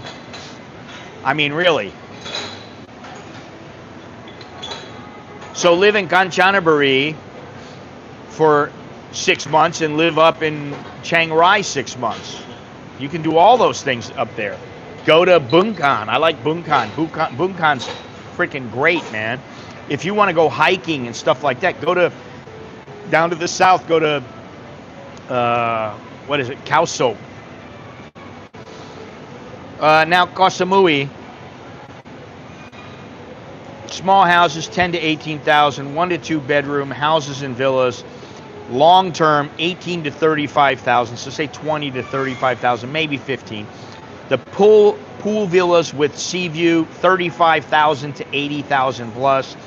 And while you have the smaller island feel and pockets of quiet and a decent airport, the infrastructure is quite a bit weaker than Phuket, and it does flood during the rainy spells. The next one, Kopangan. Studio apartments, small houses in the non-party areas are 9 to 18,000. 1 to 2 bedroom houses and villas, 18,000 to 32,000. Sea view villas, premium establishments are 32 to 60,000. The vibe, northwest coasts are tranquil, strong community feel. The problem is that the party zones spike the prices, and there are often power and water hiccups. That kind of would bug me a little bit. You know, you're online, you're streaming, and boom, the internet goes out. Well, most of the time I'm using 5G, so it doesn't really matter. But another place, Koh. I wouldn't live there, but okay. I wouldn't live in any of these places, to be completely honest. I wouldn't live in Phuket. I wouldn't live in Samui. I wouldn't live in Phangan. I wouldn't live in Koh Tao. The small houses, 8 to 15,000. Rather, studios, 1 bedrooms, 8 to 15,000. Small houses and 2 bedrooms, 15 to 28,000. Premium sea view, limited supply, 28 to 50,000 plus. There's a diving culture and a small community. But the problem is there's limited services, and the island can feel just too small. And you know, you're there for 6 months and it feels too small, and then you get the island fever. Not to mention that yes, it is considered Death Island. So some of the things to think about while you're on an island is that the utilities tend to run a bit higher with the air conditioning and island tariffs. The transport costs, they inflate the price of groceries and appliances and just about everything. Healthcare, if you're going in for a routine checkup, something like that, it's fine. But if you have a serious issue, then you're going to want to go back to the mainland. And during the storms and during storm season, there's going to be outages, and you are dependent on the ferries and the flights. So if something gets canceled, we're not running the ferries. Well, you're not going to be taking a ferry then. But you know, you got to get off for some reason, and you know, most of the time you don't have to get off in an emergency. But if you do, you're out of luck.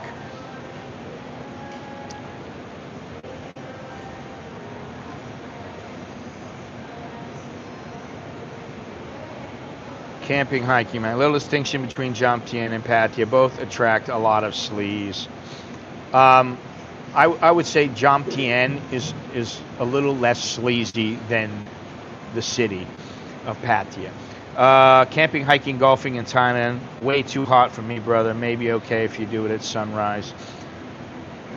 It ain't too hot for me, honestly. You know, I go walking around here.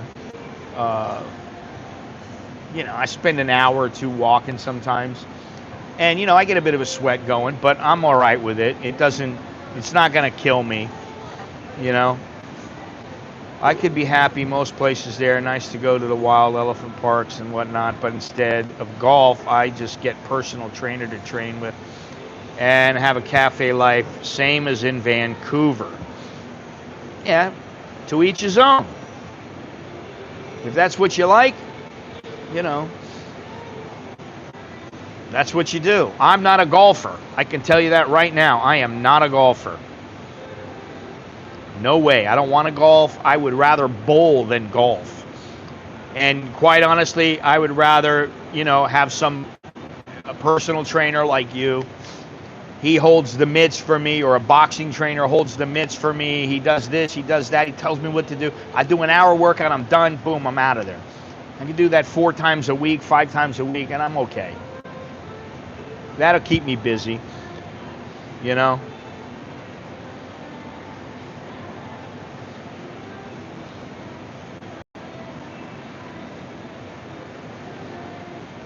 Okay, so next up on the list, what are we doing for time here? All right, we're all right. Whoa. Peaceful towns. We're talking about peaceful towns.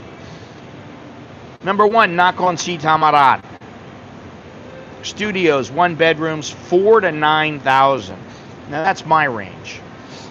If I could find a place for 5,000, 6,000 down there, and it was a nice place, like, you know, within 2 to 3 minutes from the beach, bam, baby, I'm there. I'm gonna get it. It's part of the budget now.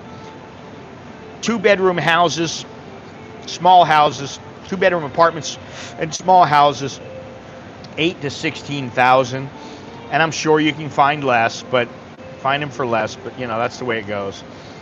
The larger houses near the coast or in the suburbs, 15 to 30. 30,000.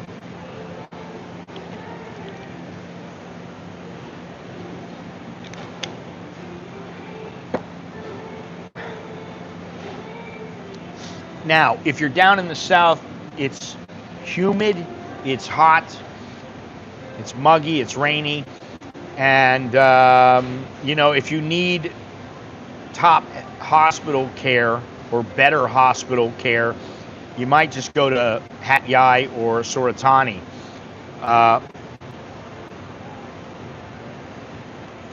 Sometimes those can be better. Let me see here. What do we got here?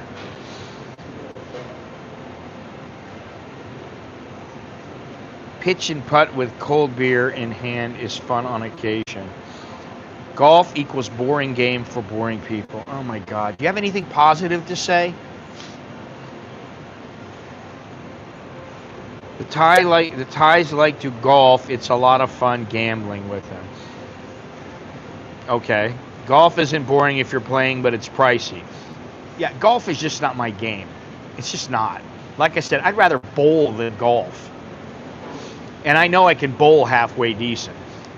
Golf, I just don't want to get involved in it. I've never been involved in it. My best friend growing up, he used to golf all the time, and there were 2 courses by my house, and all I used to do was ride my bicycle when I was a little kid with a couple other guys, and we would go around throwing eggs or water balloons at people and stuff like that. And he would go golfing, and he'd go, "Oh, you want to go golfing?" "No, thanks." Now, back then, I would go into the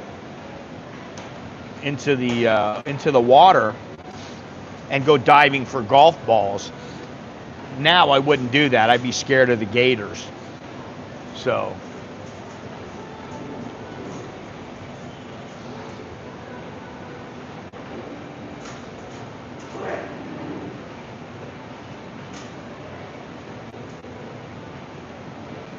Hat Yai is not known for hanky-panky, and the only hanky-panky you're going to get is if you go into a karaoke. Or you find a little massage parlor, something like that. That's about it. You're not going to find any go-go bars down there. Golf is like fishing. It's for drinking with buddies, but without just standing there doing nothing. You know, honestly, I like fishing. I would go fishing in a heartbeat. And I've been fishing in Thailand several times. I've been fishing once in a lake and several times on the ocean. And it can get a little pricey if you've got your own boat. I mean, you know, it'll definitely cost you a couple $100 at least. It might cost you $500. So it can be pricey too. Now, if you go on a boat when you got like 100 other people, it's not that much, but that kind of sucks.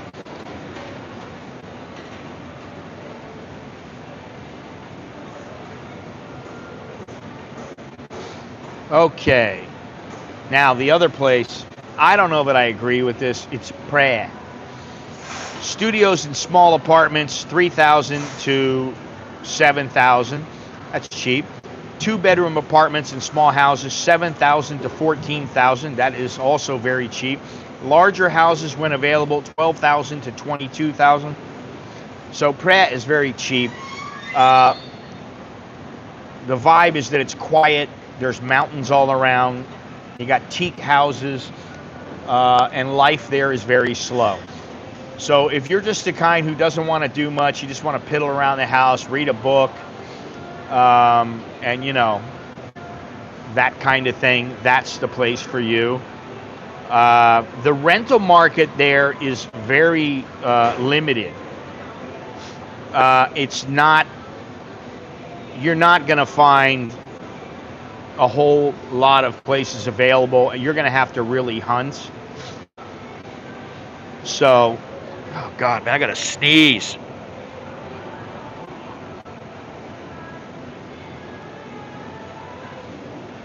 Uh-oh.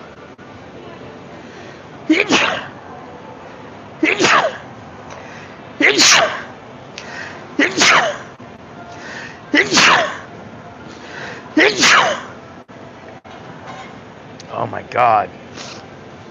Wow. Jesus Christ. Where is that location? It's up by Chiang Mai. It's a little east of Chiang Mai. I grew up hunting, fishing, and golfing. Now I can't stand any of that. Hard pass. Yeah, I like it. I grew up fishing. I didn't hunt very much. Maybe some birds or something like that, but I didn't grow up golfing, and I don't want to golf.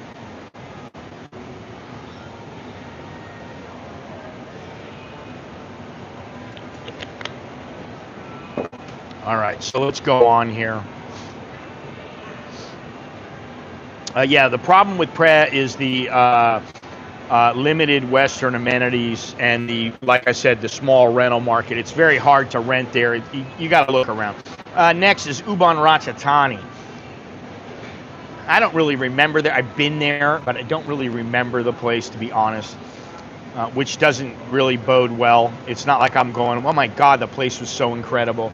Like I think of Bungkan, Nakhon Phanom, those kind of places. But they're a bit far out, those two. But in Ubon Ratchathani, studios 3,000 to 7,000, two-bedroom apartments, small houses 8,000 to 16,000, larger houses 15,000 to 28,000. Very peaceful city. There are some festivals, access to the Mekong national parks. That's great. There are fewer foreigners there and fewer social options for foreigners if you want them. And the hospitals are pretty good for that area. So you should be okay there. Yeah, you see, all these people are coming in, but they can't get into the actual mall. They're just walking. They can go. Yeah, they can't go in. They got to go to the grocery or just sit there. And this girl's going, why is it like this? She used to be a nurse. I'm sure she remembers me. She's getting old, man. Whew. And a little chubby. I got to tell you.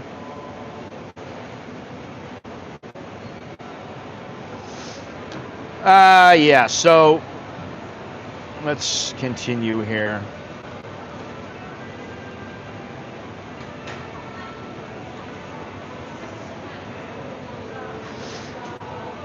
I petted a cow over the weekend.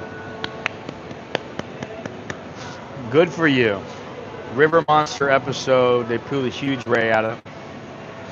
Okay, that's nice. That's really nice. I really like that.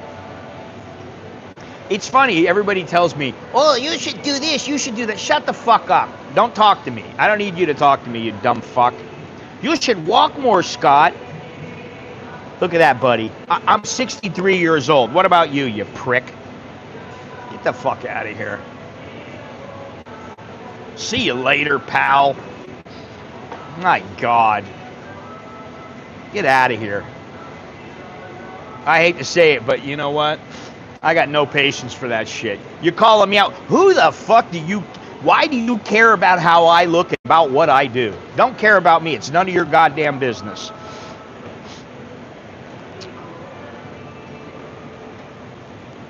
I love the north and the mountain vibes. Very laid back, but March, April, air quality is pretty bad from everything getting stuck in the mountains and rain to clear up. My wife likes it in Chiang Mai, and I'm like, no, I can't. I like it when I'm there. But listen, I prefer the ocean, man. That's just me. I grew up around the ocean. I grew up in Florida. And I was constantly on the water. I was on boats. I was at beaches all the time. If I wasn't on a boat, I was going to the beach on the weekends. If school wasn't in, we'd go to the beach almost every day. And that's what I like. That's just my own personal preference. So if you have health issues, you need to take that into consideration. Well, yeah, and that's the thing that people don't really think about when they're younger, because they don't really have to think about their health. And quite frankly, you should, especially when you get older, you got to. And I look at guys like, Ricky Hatton dying at 46. I don't know how he died. Nobody seems to know, but he dies at a young age. Somebody else died like a week ago, somebody who was a friend of the family.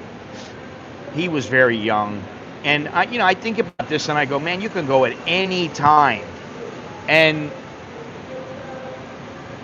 if you live somewhere and you're 3 hours away from a hospital and it's going to take them 5 hours to get you to the hospital, well, you don't have much of a chance now, do you? But if you're a half an hour away, 20 minutes away, you still might not have a chance, but you might have more of a chance. So, why were you touching my ex-girlfriend? I don't know. What kind of shape are you dudes in? I'm in reasonable shape. For my age, I think I'm in pretty good shape. I could honestly, I need to get my wind back up. And I figure the next year is just going to be nothing but working on myself and eating right and getting healthier. And I'm doing the bands now because my shoulder is still screwed up. But when it comes time, I'll be back in the gym lifting weights and hitting the pads and doing all kinds of things. So I made friends with most of the street dogs in my neighborhood. Yeah, I don't care about that. I mean, it's nice to be friends with them, but if I am friends with them, good. If I'm not, that's good too. It doesn't really matter.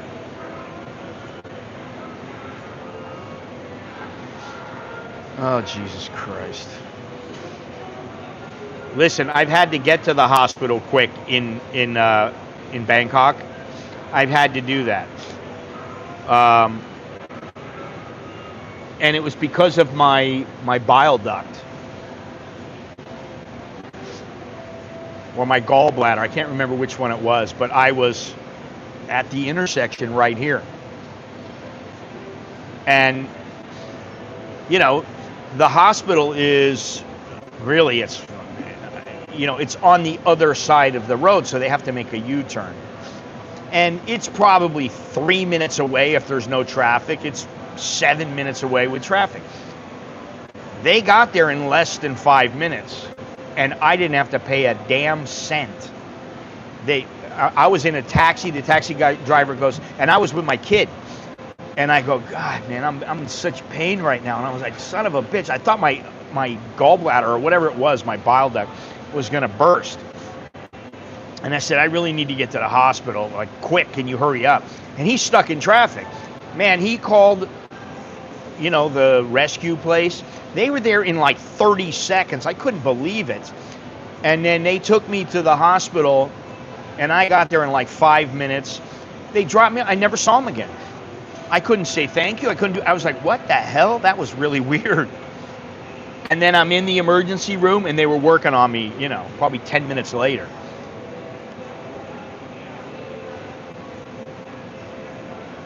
Better than being chased by them.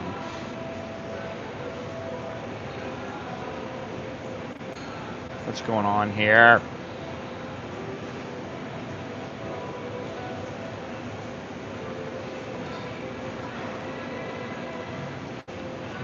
Okay, here we go.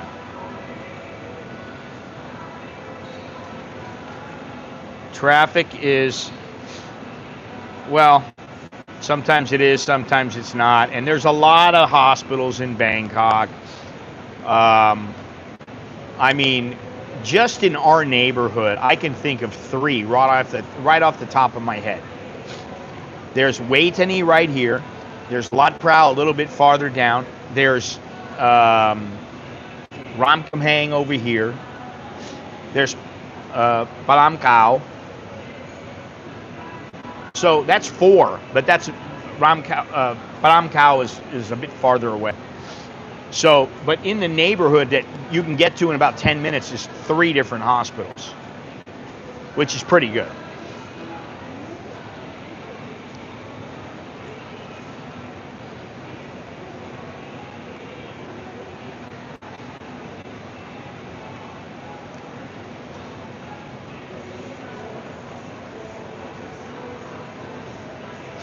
Yeah, I mean, you know, generally I go to the private hospital. I got insurance, but you know, it really depends. It just depends. But it's probably, you know, 5-10 minutes. Maybe if traffic was miserable, maybe it would take 15 to get to Ram Kam Hang. It wouldn't take 15 to get to Lat Phrao. I mean, you'd be a Lat Phrao in 10 minutes. Beat a Wai Tani in 5 minutes.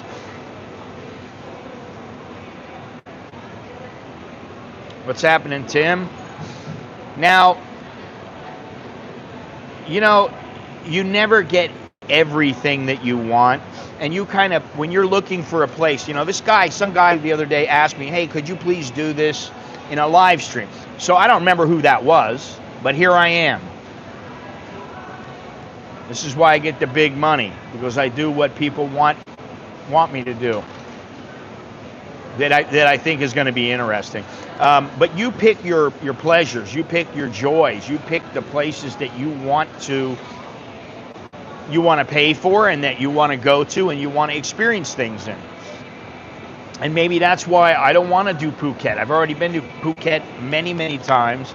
I don't really need to experience anything there. What am I going to do? I'm going to go into the go-go bars. I've done that 100, 200, 300 times over. You know, I'm going to go out on the water. Done that many times over. You know, things were a bit different back then when I lived there. I was single. So you get in the places that you want to go. Sometimes you're going to get the peace. You're going to get total immersion in the culture. You're going to get lower rents. And they can be, I'm talking about in the places that are a little bit farther out, and they're like, you know, they're off the beaten track a little bit. You're going to get lower rents. Business is going to be a bit slower. See, they don't open up here, and people are going, well, how do I get into the coffee shop? Yeah, it's right in front of you.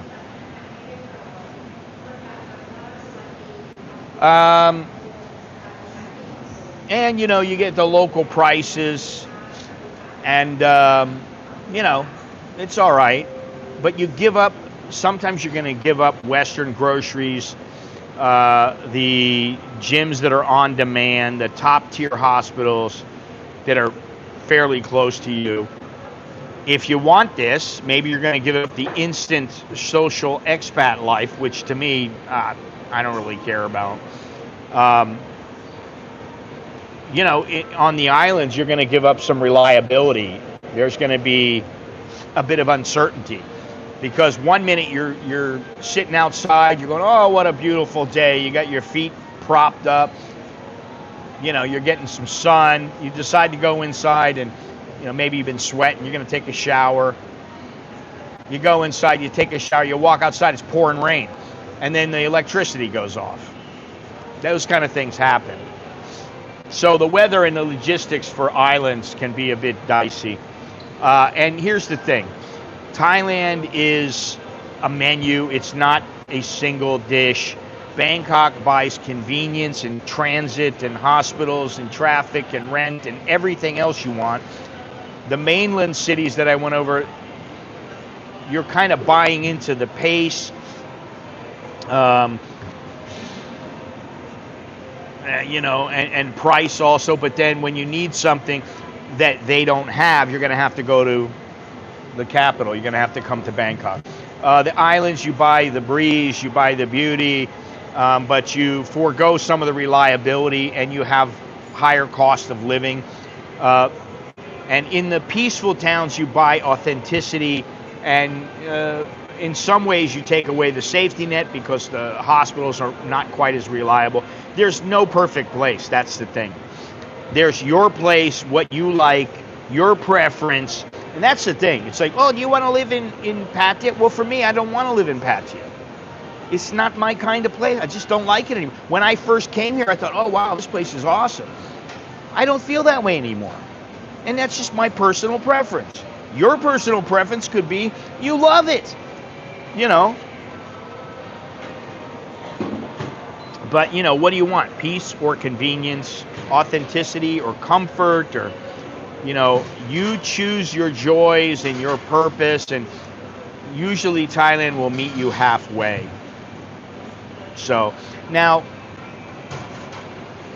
let me see some of these things here. Nightly rates, budget guest house, $600 to $1,200. Mid-range hotels, $1,200 to $1,500. Islands, high season, push higher. So yeah, those are the prices in just like a budget guest house. Might be 600 baht to 1,200 baht, even in Bangkok. A mid-level hotel, a decent hotel, it might cost you 1,200 to 2,500. I know for 1,500 you can get a really nice place. But if you're on an island, prices are going to be a little bit higher. And generally, if you're going to put a deposit down, you need either 1 to 2 months rent. So usually it's going to be, say, 2 months, maybe 3. And you can get furnished, unfurnished, and it depends on if you're in the off season or not. And generally, if you are leasing for 12 months, that's where you're going to get the best price. 12 months will always get you better than just saying you want to rent month to month.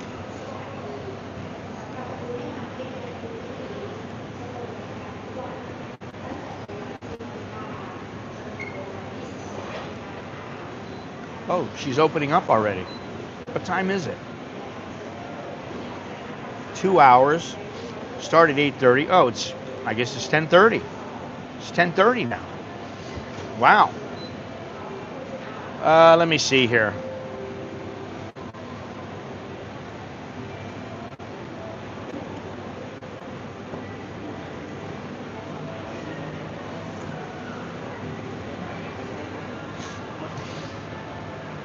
Let me see, sir. Here, I'm pulling something up right now.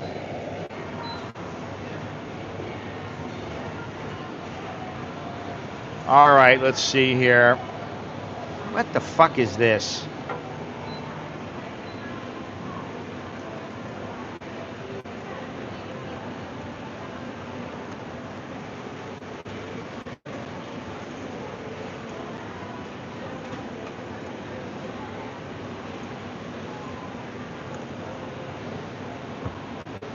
Hey. Okay, you're asking about Koh Chang. Basic apartment bungalow, 5,000 to 12,000. Simple unit could be 3,500. Moderate house bungalow, 2-bedroom unit, 15 to 25. Upgraded house villa, sea view, 2 to 3 bedrooms. You're looking at 25 to 40. Luxury villa, big property, 60 to 90. Multi-bed family, large houses, 24,000 to 50,000. Actually, 25,000 to 50,000. All right, let me see this here. Chantaburi is super local, but they got crazy nightlife scene there.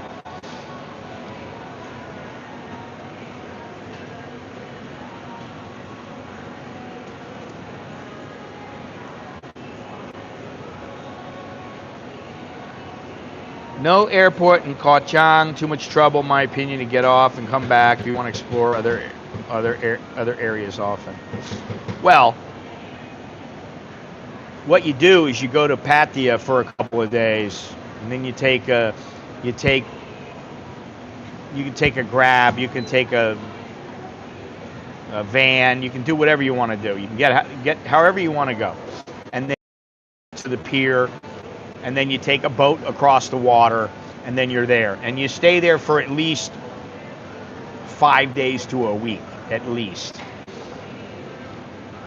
Explore the country. There's a type of place for everyone. You just have to find it. Maybe find yourself. What is this? I can't see this. Maybe find yourself in what you really want. Jim, how you doing? 1031. Hey, Swanky. You'll likely find no one place works. Many will want to mix it up. It's usually either too touristy or too quiet. I prefer too quiet over too touristy, quite honestly. Just back from 90-day check-in. Okay. Hopefully that went well. Koh Chang isn't worth it since the rotisserie shop closed. Well, I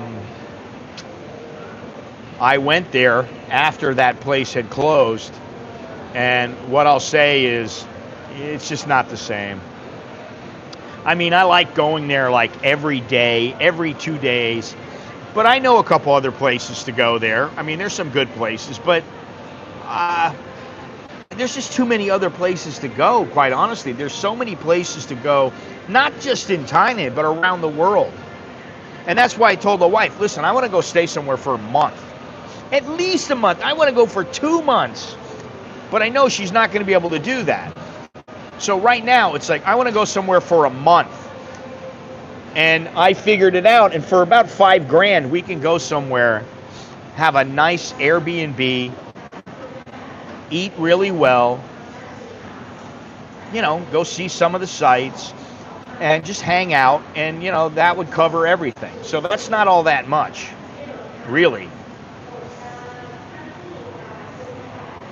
Koh Chang isn't worth it. I understand. Personally, I don't want to live by a beach, but every few months we'll take an extended week with the life to relaxing and having fun at one. I'll live by the beach any day of the week. That's what I got to say. Any day of the week, I'll live there. And what I've been thinking about is I'd like to go to Malta or Sardinia or something like that, or Sicily. I don't think I'm going to go there. Probably it'll be Greece or Italy that we go to. And I know it might be a little costlier, but I think between my wife and I, we have enough money to go there and to be very comfortable. So for me, that's like, it's completely different than Thailand. And in some ways you might go, oh, it's not as beautiful. Oh, well, in some ways it's a lot more beautiful. So I want to go there. I used to say mountains, but now I'll say beach. I don't need to climb the beach. I live in a very desirable location. If it had a beach, tourists would screw it up. Yeah, I mean, you say that, Jim. That's because you live there. That's one thing. You live there with your wife. You're all set. I understand that. But not everybody wants to live in Chayapum. And you know what? That's okay, because not everybody wants to live in Pattaya. But a lot of people want to live in Pattaya, and not a lot of people want to live in Chayapum or Udantani or some of these other places. For me, I want to live places where there aren't many foreigners. That way I see a foreigner, he happens to be cool, and I can chat with him, and there's no problem.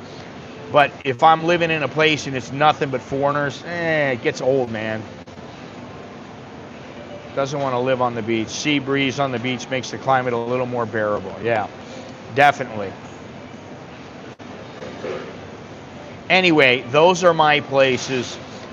My places that I got, that's where most people would want to live. And believe me, that's not where I want to live. If it's where I want to live, my list will be different. And I'm formulating that now. And I will come up with that probably maybe in the next stream. I don't know. but I will come up with it. There is a video going up tomorrow, and then now it's Tuesday and Saturday the videos go up, and Sunday and Thursday are the live streams. So there you go.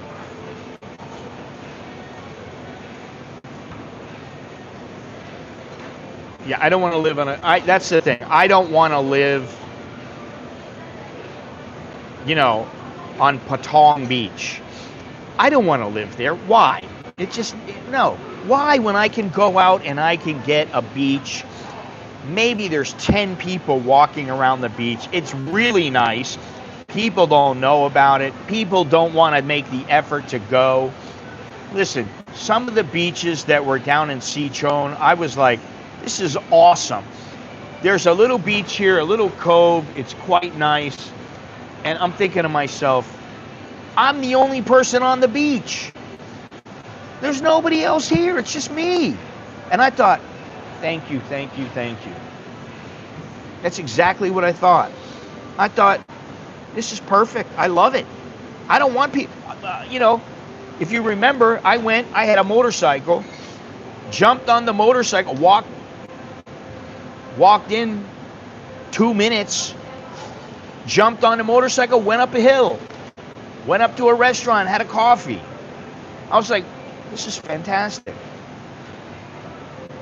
It's the furthest that I've ever lived from the beach. I really love living near the coast, but there are trade-offs. They're either too remote or they're too overrun with tourists.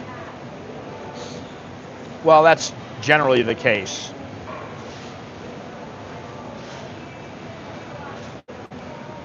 No foreigners in taxis using the meter? What are you talking about? Overlooked corners of Bangkok are best for me. I don't have people telling me I don't want to use the meter. The other day I didn't get picked up and another taxi followed right behind him and picked me up. I didn't care.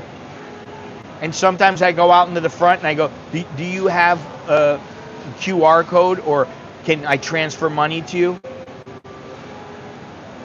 And the guy was like, oh. Yesterday, my wife and I and Nicholas, and we're all, together, and we're taking a taxi back, and it was this little old man. And he turned out to be really cool, but we go, you got the QR code? I gotta have cash. And I go, well, I got 80 baht. Nicholas goes, I got 100 baht. I go, that'll cover it. We're all right. No problem. So we, that was how we handled it. And he was a really good old man, It was like 57 baht I gave him. I had 180. It was 157. I gave him the whole 180.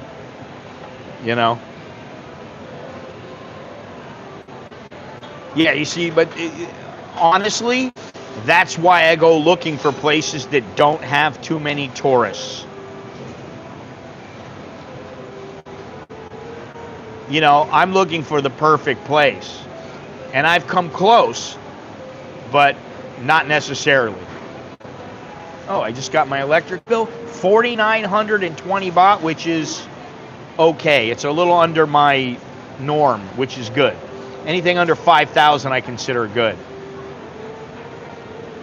If you're on a certain stretch on Sukhumvit, then don't expect to use the meter. But that's not going to happen everywhere. Listen, I've never used a taxi where I didn't use the meter on Sukhumvit. And I've taken every inch of Sukhumvit. And I just refuse to do it. Why? Why the hell would I do it? I just don't, fuck off.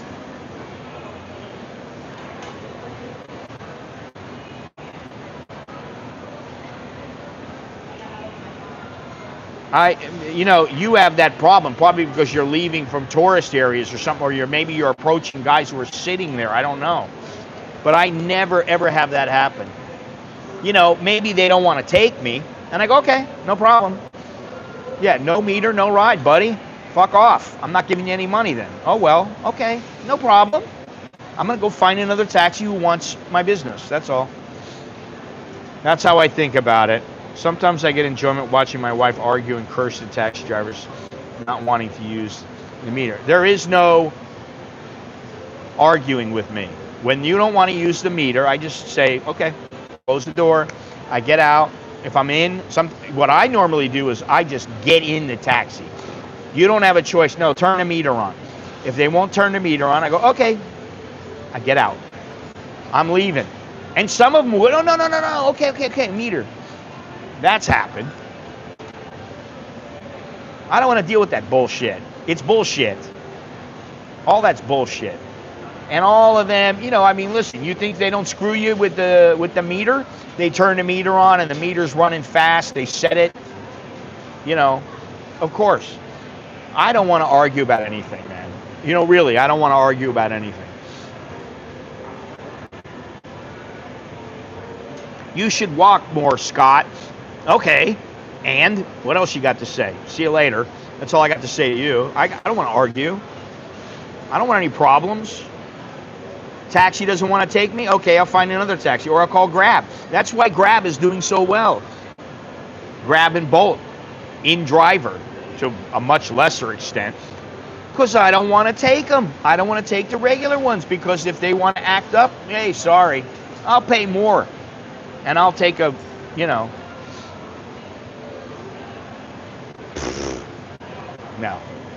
I don't think most Thais do that. It just doesn't work. Now, if you're going to a set destination that is a bit far and it's off the beaten track and maybe they don't know where it is, then maybe, you come up with a price and you kind of have an idea how far it is. Maybe you do that, but most of the time, never. Yeah, and I don't mind. And, listen, I get all these 10, 15, 20% off on Grab. I get all these things.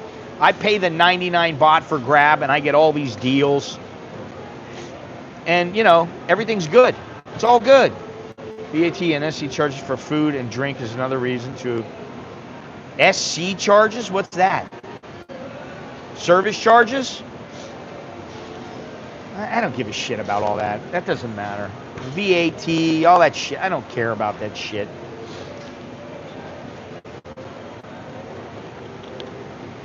If I want to eat on Sukhumvit, I'm going to eat on Sukhumvit. Yeah, and service charges are not only on Sukhumvit either. They have service charges right here in the mall. And, what it is what it is. If they charge a service charge and I don't want to pay it, well, then I won't eat there. If I find out about it after the fact and I don't want to pay it, I'll be like, you know what, that ain't worth it. But most of the time, that's not what happens.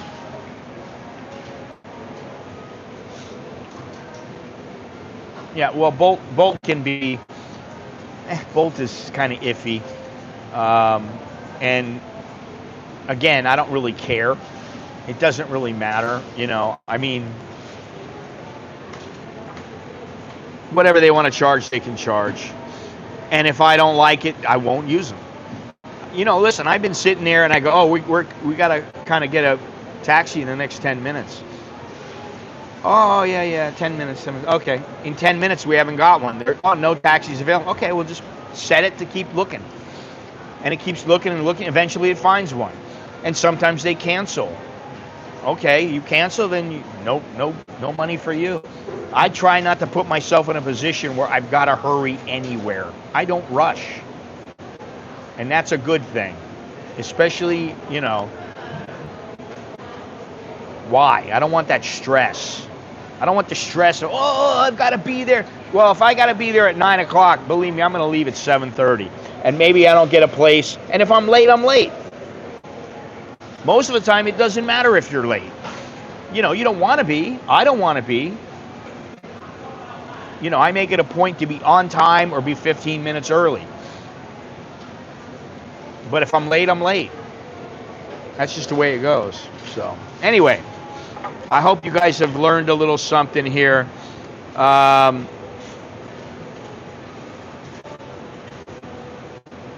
you tell them fuck off. No, I'm not giving you 1,000 baht. Sorry. End of story. You want to drop me off here? I won't give you anything.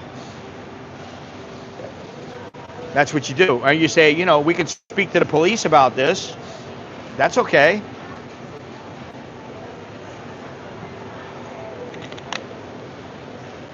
Why the hell would you let some guy who's driving a taxi, and let's face it, most of the taxi drivers are not what you would call extremely intelligent. And they think they can rip you off. Some of them think they can rip you off. So what you do, you know, if you think you're going to get into a bind with the guy, you take the picture of the tag on the inside of his door. You take a picture of the person that is in the little yellow thing in the front of the car. And once he starts acting up, you go, listen, there's no problem, buddy. 1 minute. And you can also push that emergency button. You can also do that. So, I mean, listen, it is getting better. That's what I'd say. You want to talk about taxi drivers? It's getting better with them. And I really haven't had a major ordeal with a driver in a long time.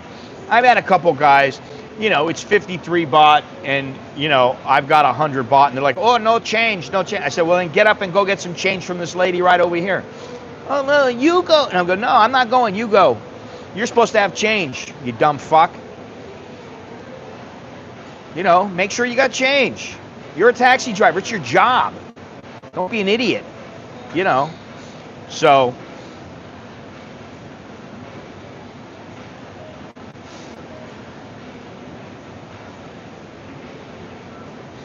you know what, dude, I'll be honest, I really never have issues with taxis. I just don't. And maybe it's because I speak Thai to them and they know, oh, this guy knows, he knows the routine, he knows the business, he's not going to let me get away with this shit. And some of the dumb fucks try it, they've tried it before, and I just tell them in Thai, no. I had a time when I went to Hong Kong, I get out and I'm like, oh, I'm so happy to be back to Thailand. I go out and I get in the taxi, he starts driving away, he doesn't turn on the meter. I go, hey, turn the meter on. You know, oh, hey, you forgot to turn the meter on. Oh, no, how much, 500? And I go, turn the meter on. And he goes, oh, no, I go, you turn the meter on. 500?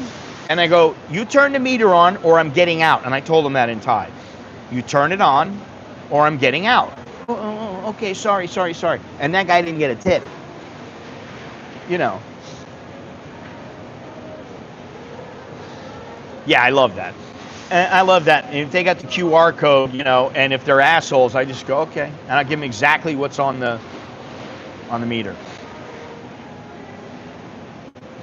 Yeah, I mean, I'll be honest, lately, I don't take I know I should sometimes, but I don't generally take, well,